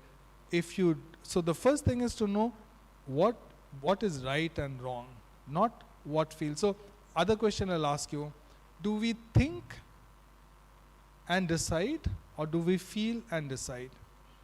Do we think, feel and decide, or do we feel, think and decide? We think, feel and decide. So let me see the hands. We think, feel and decide. How many of you feel that we first think, then we feel and then we decide? Okay. Normally, okay. How many of you feel that we feel, think and then we decide? Okay. So you all are right. Most of the time we look at a biryani and do you think how many calories, how many fat, whether trans fatty acid, saturated fatty acid, and do all those calculations and then go and try to eat it? None of us, right? What we do is biryani, wow. After that, thinking, the brain has stopped thinking at all. It just leave that thinking at home now. This biryani, just, now you feel good. Yeah, what were you saying? Oh, okay, fine. Then we start thinking, right? So that is how as human beings are, we feel first. Sometimes we may not think also, sometimes we may think, and then we decide. So what we have to do is, we have to start, so if I can change my feeling, how do I change my feeling? So there's no point putting into thinking. So if that's how we decide feeling, let's start feeling differently. And the way we can start feeling differently is just like you are starting a walk in a new area. Keep walking till the path becomes much clearer and it becomes a habit. How many of you have heard of the book called Atomic Habits? Some of you have heard. Very beautiful book. It talks about two words are here, atomic and habits. Atomic means make small goals. I will do push-ups 1 time a day. Wait, is it difficult? Not difficult. You go to your bed, sleep, and you remember, I didn't do my exercise. Roll up your bed, go down, do 1 push-up. I did my push-ups. Now sleep off. So make small goals, but do it so regularly that it becomes a habit. Then you can make from 1 push-ups to 2 push-ups to 5, 10, 20 push-ups, right? So atomic habits means start small, be consistent, and keep increasing it to the goal that you need. And remember that you will not like it. When you walk on this new road, it will be a lot of obstacles. So be prepared that this journey is going to be difficult, but what is going to guide you is the knowledge that is going to guide you, that if this is right and you decide that I have to do this, then you're not worried about the difficulties. Keep doing it till it becomes a habit.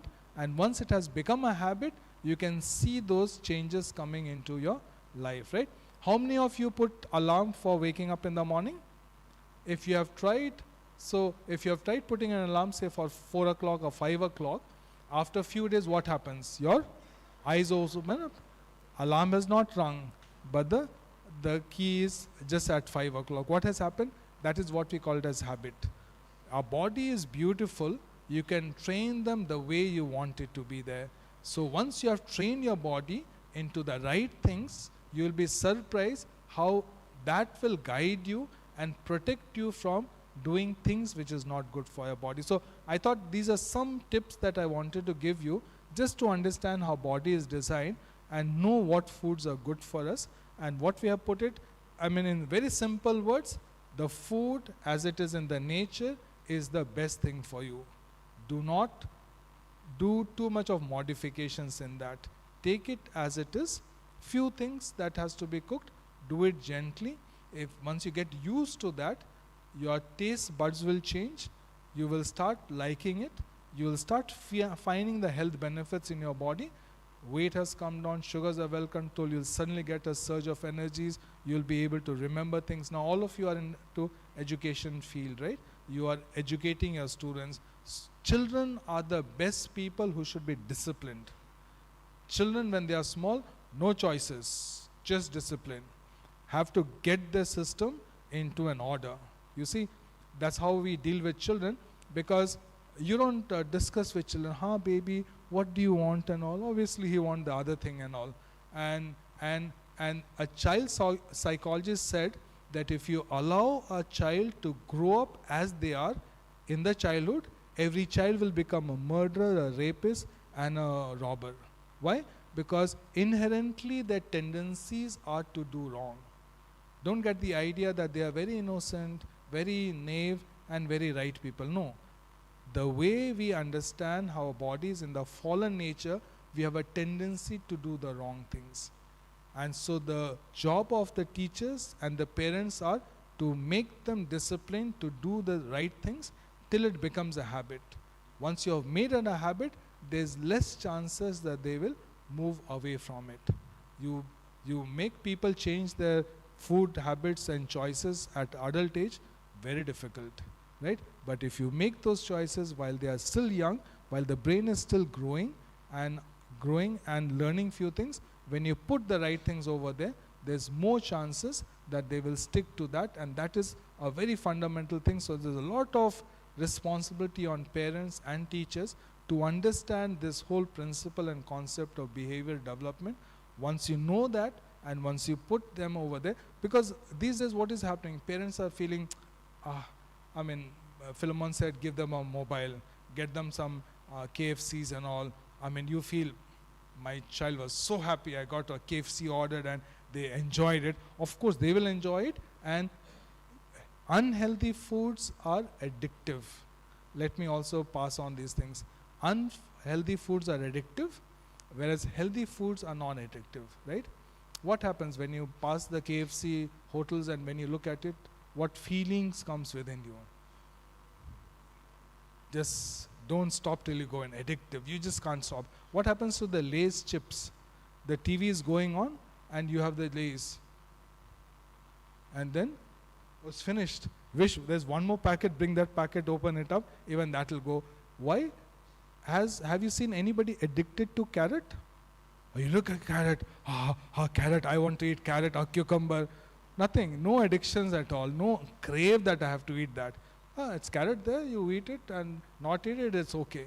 But Lay's, KFC, some sweets and all, your system just goes, something happens to your system, right? And that is how the addiction works. Addiction is to things are something that just creates a sensations that till you have it, your body will not stop.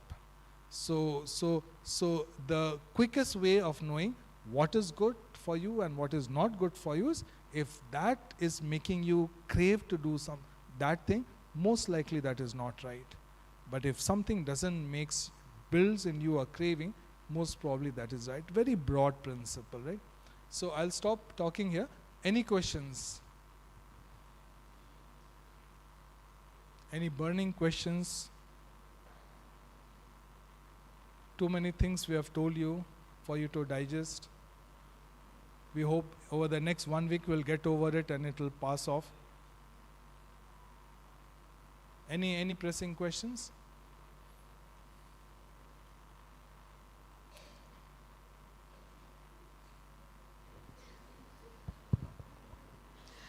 Good evening, sir. First of all, we like to thank you because the session was very informative. In our busy schedules, we often forget to take care of ourselves. So thank you for reminding us. Actually, I have one question, sir. I have my friend here. She sleeps 8 hours a night. But daytime also she feels sleeping. Is it hypersomnia? Like what are the things that causes her to sleep at daytime also? Is it stress? Okay, yes. Some things can be medical. So I'll just ask one question. Does your friend snore during sleeping in the night? No, not snoring. No snoring. I mean, she sleeps 7 to 8 hours at night time. Okay. But during daytime also, she feels very sleepy and very fatigued and exhausted. Okay. So what will be the reason, sir? But you haven't heard. One is the condition which we call it as obstructive sleep apnea. During sleeping, if you are snoring, if you stop breathing in the night intermittently, it's a condition where sleep is not normal during the day, in the night time. Then morning they feel what we call it as daytime somnolence. They feel a little sleepy and tired in the daytime. It's a medical condition. There are some tests which can be done which measures how many times the sleep stops in the night, and if that is so, then that needs to be addressed. So if there are different treatments that is available. But first thing is, it's a good observation, and if that is there, then needs a little medical attention. Is it to see. serious, sir? Long term, it can be serious. Obstructive sleep apnea it's a lung conditions which can affect your heart. It is serious. So most of the time, it has to be addressed. Okay, thank you, sir. Welcome.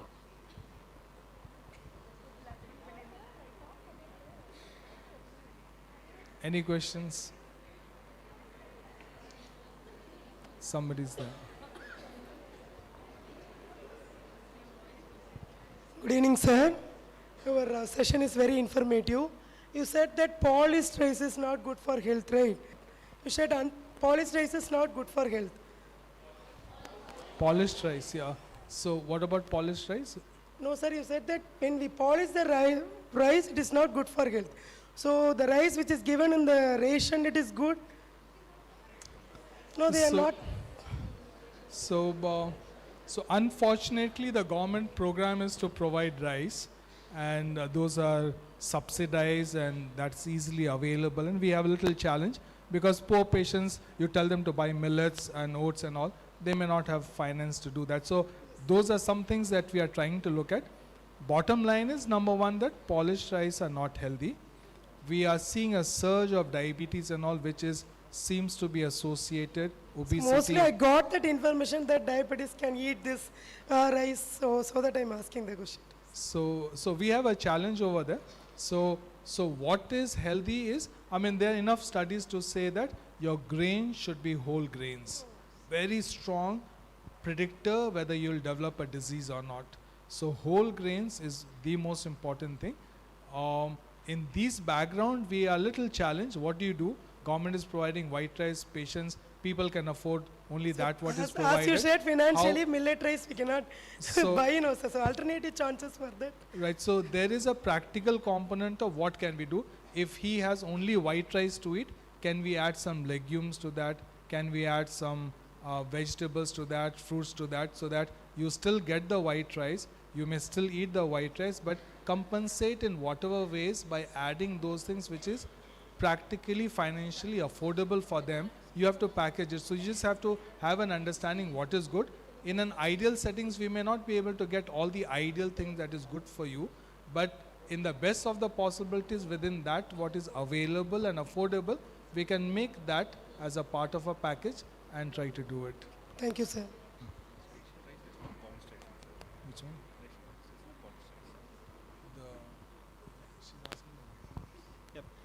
Answering your question, you asked the question whether polished rice, unpolished rice is better, right? Ration rice is not polished, or it is polished. It is purely polished. Okay, so answering your question, ration rice is one of the biggest pre-factor for diabetes.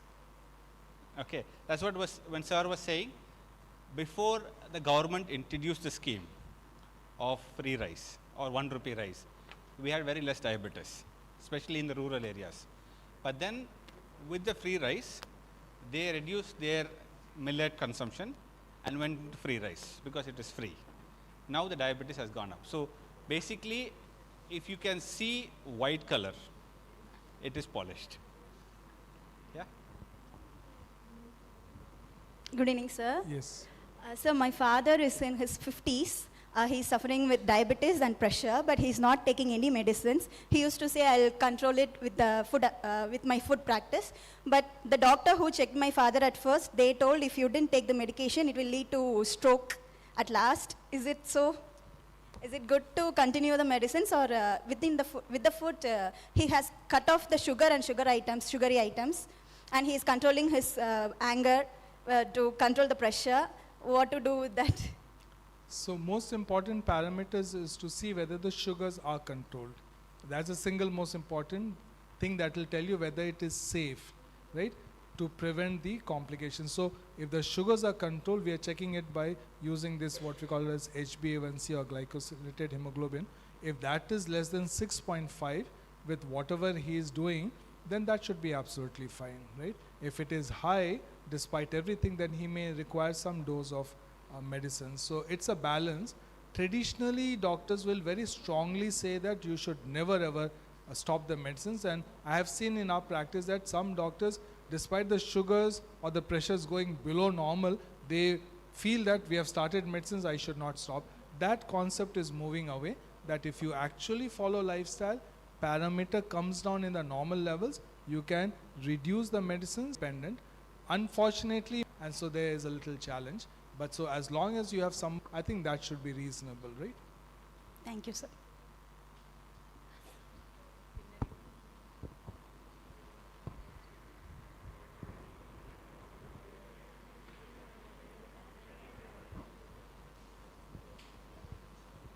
Good evening, sir. Thank you for enlightening us with so many healthy thoughts.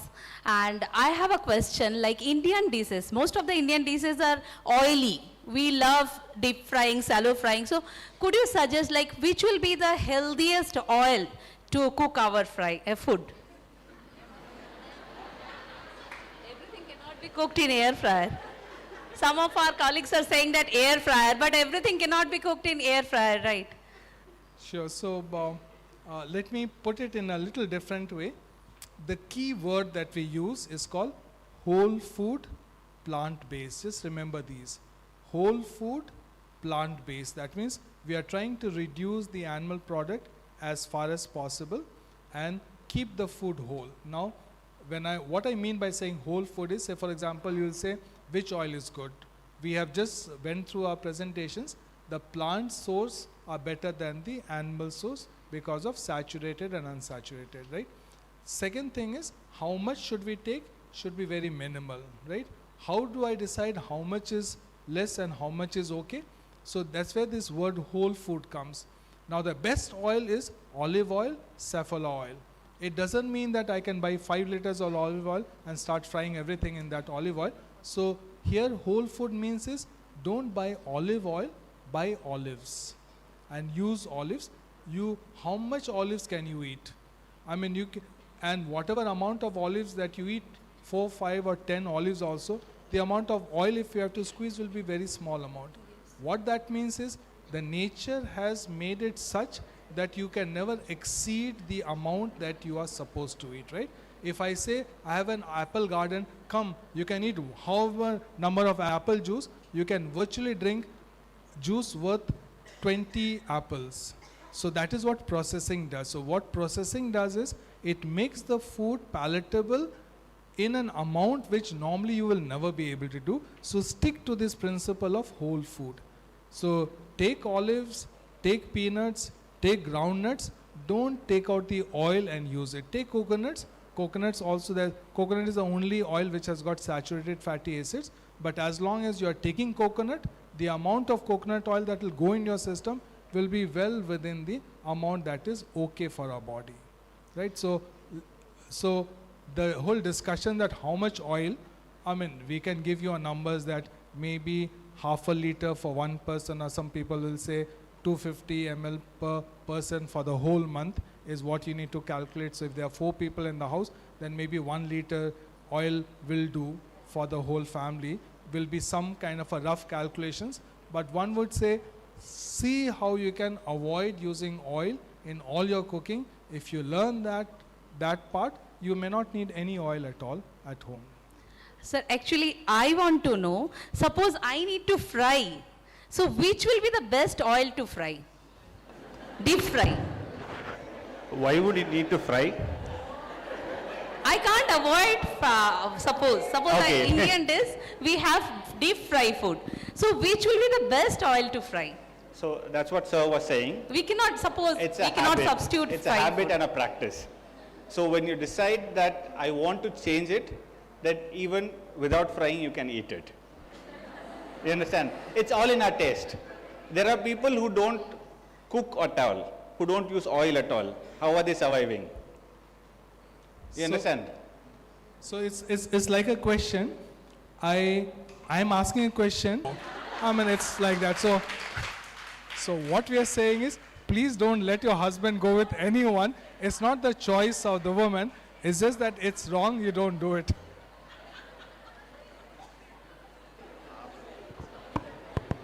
Good evening, Doctor. It's been Yeah, a go ahead. pleasure hearing your speech, Doctor. So I do realize that there is a thin line between the need and the greed of the common man. So I have two questions. First question is regarding all those nutritional values you told. For example, nowadays there was a common myth among the youngsters. Instead of getting the raw intake from the vegetables or any other animal products, a capsule intake is becoming more popular. So is it safe to acquire, for example, Solomon fish? Solomon fish, we can get fatty acids, omega-3 fatty acids. So MNCs like Amway, there are few MNCs and they're dumping their products into India and it has been sold throughout the nation. So is it safe to consume that type of capsule-based diet formation? First question, sir. Okay, so let me put it on a research mode. Every study on vitamins and minerals done over all these years have shown no benefit. And this is the biggest selling product in any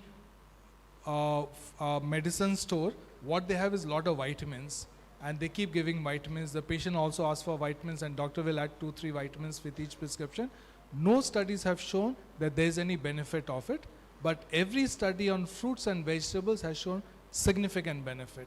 What that means is, coming back to the same thing, whole food, plant-based.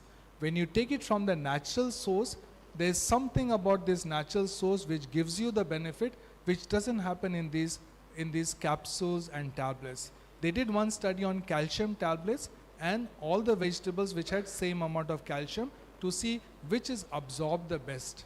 And what they found is the calcium from the natural source is absorbed better than from the calcium tablets. So we cannot duplicate what has been shown which is there in the nature anywhere closer by any of these artificial products that we made. So I mean, just answering the question, it doesn't replace, and studies have shown that it doesn't really benefit. Thank you, Doctor. My second question is that you mentioned about the eating habits of the people. For example, in India, we are living in a tropical region. So here the people have to acquire more carbohydrate because we are all working people. Working class people are more in this tropical region format. But when we take into Britain or USA, they are all living in the cold region. So in that sense, they don't need energy. They have to save the energy. So the vocabulary based, the vocal cords also based on the communication. In Indian we speak more loudly. But we cannot expect the same from the Britain people or USA people. So in that sense, there are many diet, for example, the keto diet. So 2 years before, it was more popular among the social media, keto diets. Also, it became a bane in the means, it became danger. A lot of people lost their lives due to the keto diet plans. So in India-like countries, whether it is safe to acquire those diet plans, which is not originally originated in India. I mean, it is safe to follow the diet plans. So just remember, predominantly carbohydrate, 20%. The carbohydrate predominant, but the carbohydrate has to be a whole grain. That's the main difference, right? In India, most of us are polished and processed. Look at idlis, look at dosas, vadas. All the things that we eat is all polished and it is processed, and these things are contributing to the diseases that we have. When we look at the heart disease in the Americans as compared to Indians, Indians are developing heart disease at a younger age, and all the 3 major vessels are involved as compared to the West, where their heart disease happens only after 50, 60, and only single vessels are involved.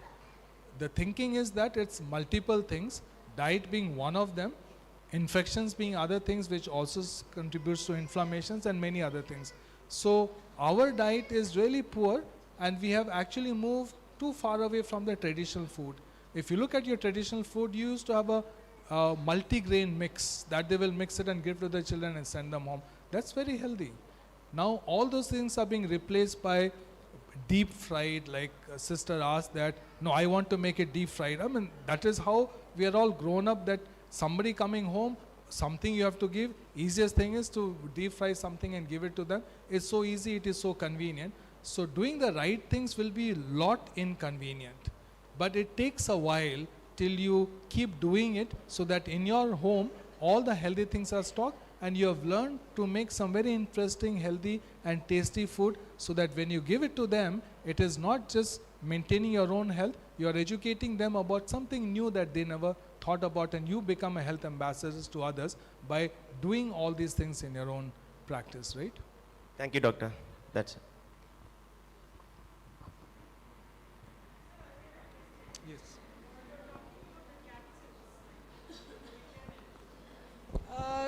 The vegetables that are grown today, a lot of chemicals being used. So they say that the study says that there is some pesticides that is being, when the research papers we see. So if the capsules like for vitamin A or any other omega-3 fatty acid or anything, whatever we take, you say there is no benefits, but these chemicals are affecting us. So like for an old patient like me, what do you suggest? So very good question, because the only disadvantage that is brought to the plant base is the pesticides and the chemicals which is there. So there's a lot of movement towards organic food. Please remember, we are primarily driven with a lot of commercial intentions, right? If you put fertilizers, the thing grows very fast and you get a good produce, and everybody's so excited to do that.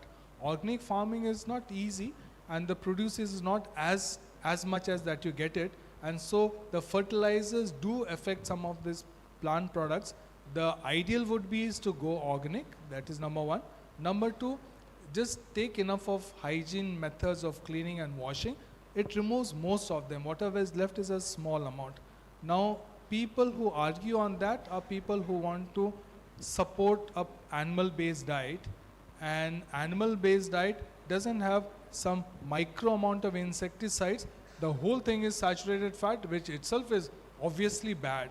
So a little pesticide, a little chemical, which is hardly in an amount that can cause significant damage, and that also is taken care by little washing.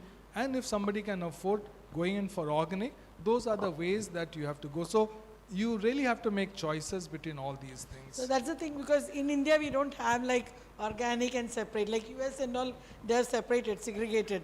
We buy the organic eggs, everything is available. But here we don't get it. So it becomes a question that there should not be a vitamin loss in the body that leads to weakness and other complications.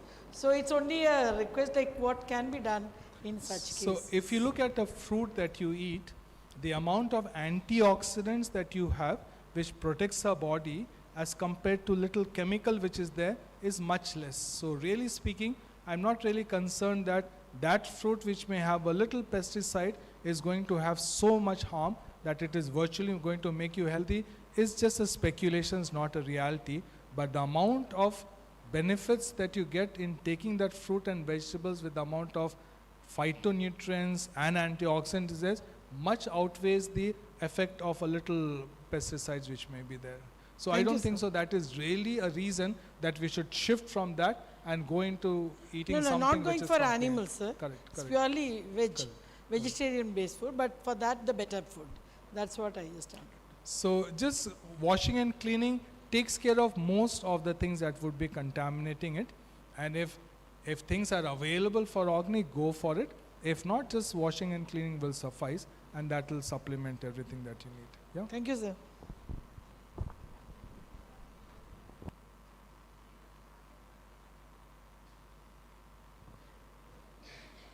Good evening, doctor. Prevention is better than cure.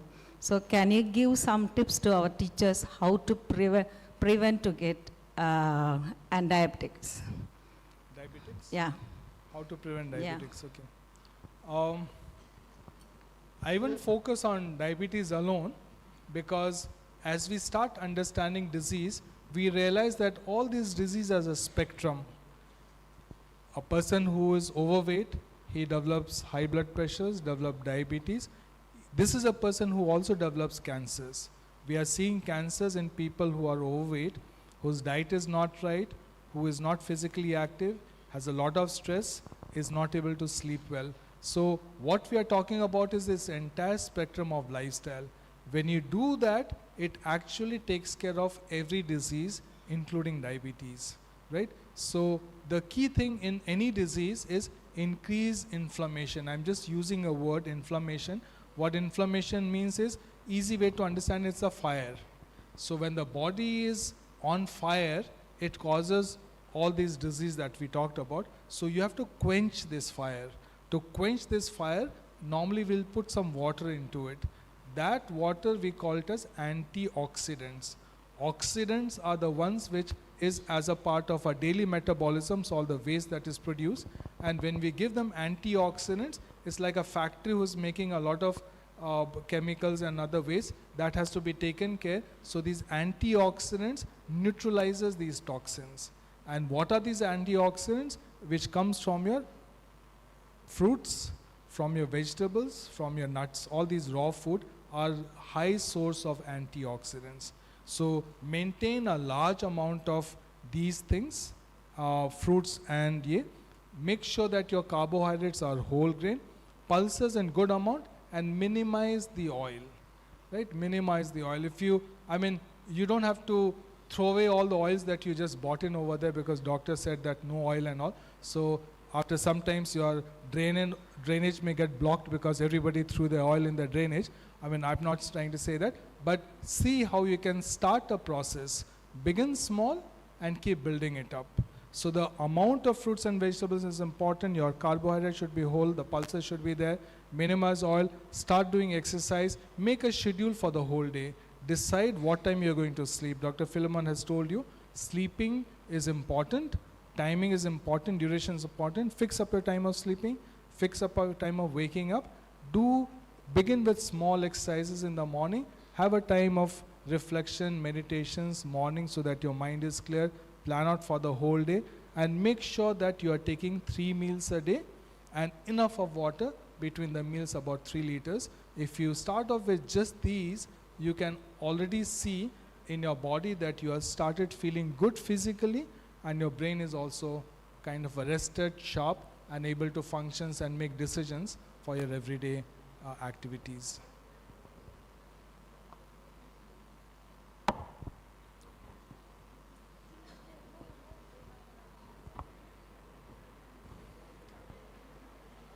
So I think, I'm sure you will keep having questions, and you should have questions.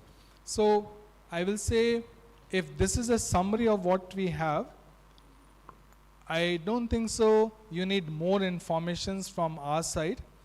This itself would be quite overwhelming for many of you. So my strong suggestion is, take a while. Maybe we'll take about 5 minutes. You have your pen, pencil, something like that. I will encourage you to, whatever you have, some of you don't have any pen or pencils, you may open your mobile, you can go into your notepad. Just take time to write down the time today, what time you would want to start your sleep, what time you are going to wake up. Just make a decisions for your sleeping and waking time. That's one. Number 2 is, make a decisions that at what time of the day you would want to commit some time, about 5 minutes of exercise every day. Madam Angeline has taught you some exercises. So 5 minutes of exercises, fix up a time, whether it's in the morning or it's in the evening, fix up a exercise, and then list on those key things in your diet. Now that you have heard about so many things about diet, just see what are the things you want to stop and what are the things you want to include in your diet. If you can just do these, so diet, exercise, and your sleep time, if these 3 things, if you can just make a decision for yourself right now over the next few minutes, we will close. And any questions, any queries, you can email it to us. We are happy to sort out any queries, medical issues, health issues, anything on the lifestyle issues. We are happy to help out with you. But I believe firmly is that if you are really serious about it, then it's best to start off, and you don't have to wait for a time, I'll go home and write down a big things and all. Now is a time. If you just can make a decision that I've been sleeping at this time, I want to sleep at this time, I'll wake up at this time, make sure if not 8 hours, I'm getting at least 7 hours of sleep, and then in my diet, and just commit about 5 minutes of quick exercises that you can do begin this for the next 1 to 2 weeks. Once you are okay with this, then you can keep increasing each of these.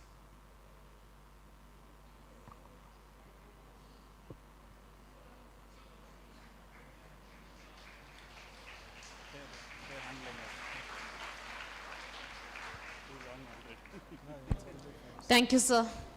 Thank you for your informative session, sir.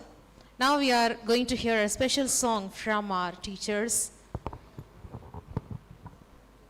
I kindly request our team of teachers to present the song a cappella.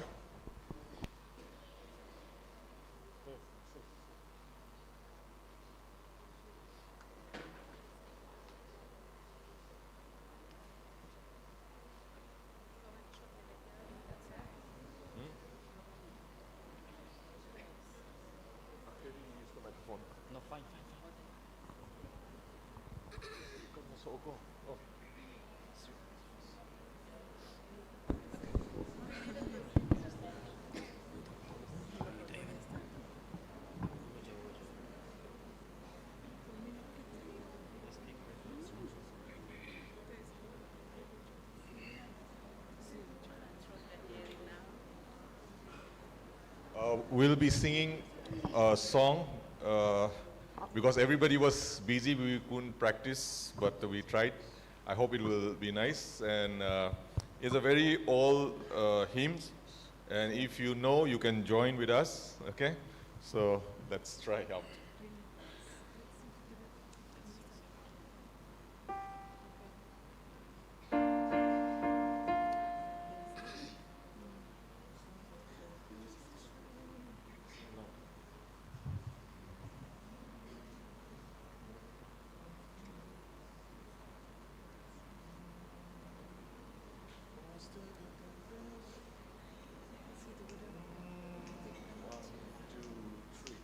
Master, the tempest is raging, the billows are tossing high. The sky is so shadowed with blackness, no shelter or help is nigh.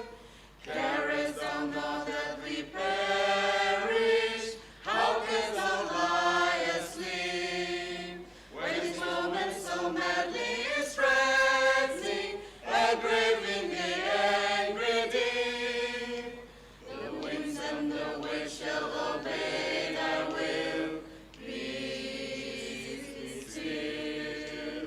Whether the wrath of the storm to sea, or demons of men, or whatever it be, no waters can swallow the ship where lies the master of ocean and earth and skies. They all shall sweetly obey thy will. Peace be still, peace be still. They all shall sweetly obey thy will. Peace be still. Master, with anguish of spirit, I bow in my grief today. The depths of my sad heart are troubled. Awaken and save, I pray. Torrents of sin and of anguish sweep o'er my sinking soul. And perish, dear Master, or hasten and take control. The winds and the waves shall obey thy will. Peace be still. Whether the wrath of the storm to sea, or demons of men, or whatever it be, no waters can swallow the ship where lies the master of ocean and earth and skies. They all shall sweetly obey thy will. Peace be still, peace be still. They all shall sweetly obey thy will. Peace be still. Thank you, dear teachers, for presenting a music feast in this pleasant evening. Now we are moving towards the conclusion of today's program of Your Health, Your Power, the Teachers' Health Workshop, and our eminent Vice Chairperson, Ma'am, will be proposing vote of thanks.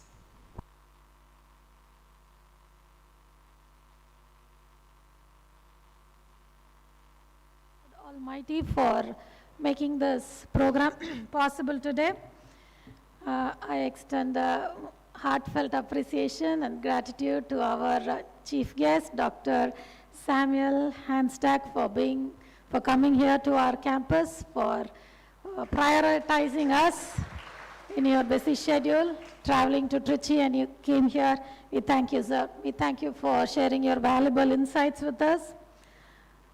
The next time we see biryani, I don't know whether we will feel, think, and decide, but we will remember you. So thank you, sir, for coming. It was very nice. I want to thank Mr. Dr. Philemon also for taking his time to be with us, stressing on the importance of good, deep sleep, and also teaching us about what sleep deprivation can do to us. And there are so many points I have written that we learned today. And as a group of teachers, are you motivated to make some changes as Doctor taught us? Yes.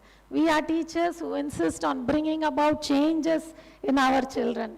We insist every day, life is all about choices, right? We say that to our children. I say this here right at the podium. Every minute is a choice. We make choices with our food. We make choices with our actions. We make choices in our thoughts, our entertainment, our food, our habit, everything. We make choices. So doctor has inspired us to make good choices today, right? I know making choices and staying consistent is little difficult, but every growth happens only when it is consistent, and it is difficult in the beginning, right? That's exactly what sir said. And I wanted to add to that, it takes a minimum of 21 days to form a habit. For example, when we want to eat right, doctor said, your body is used to having food at that time, saying, okay, stomach is screaming for food.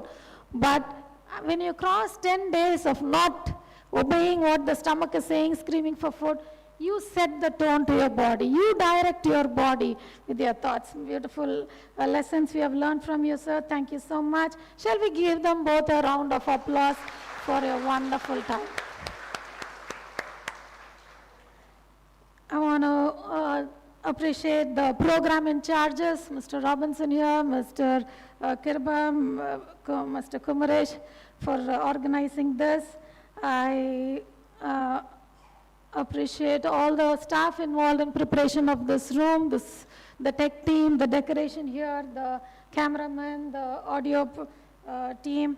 Thank you. And I'm sure it was a beautiful learning lesson. Yes? Thank you to Dr.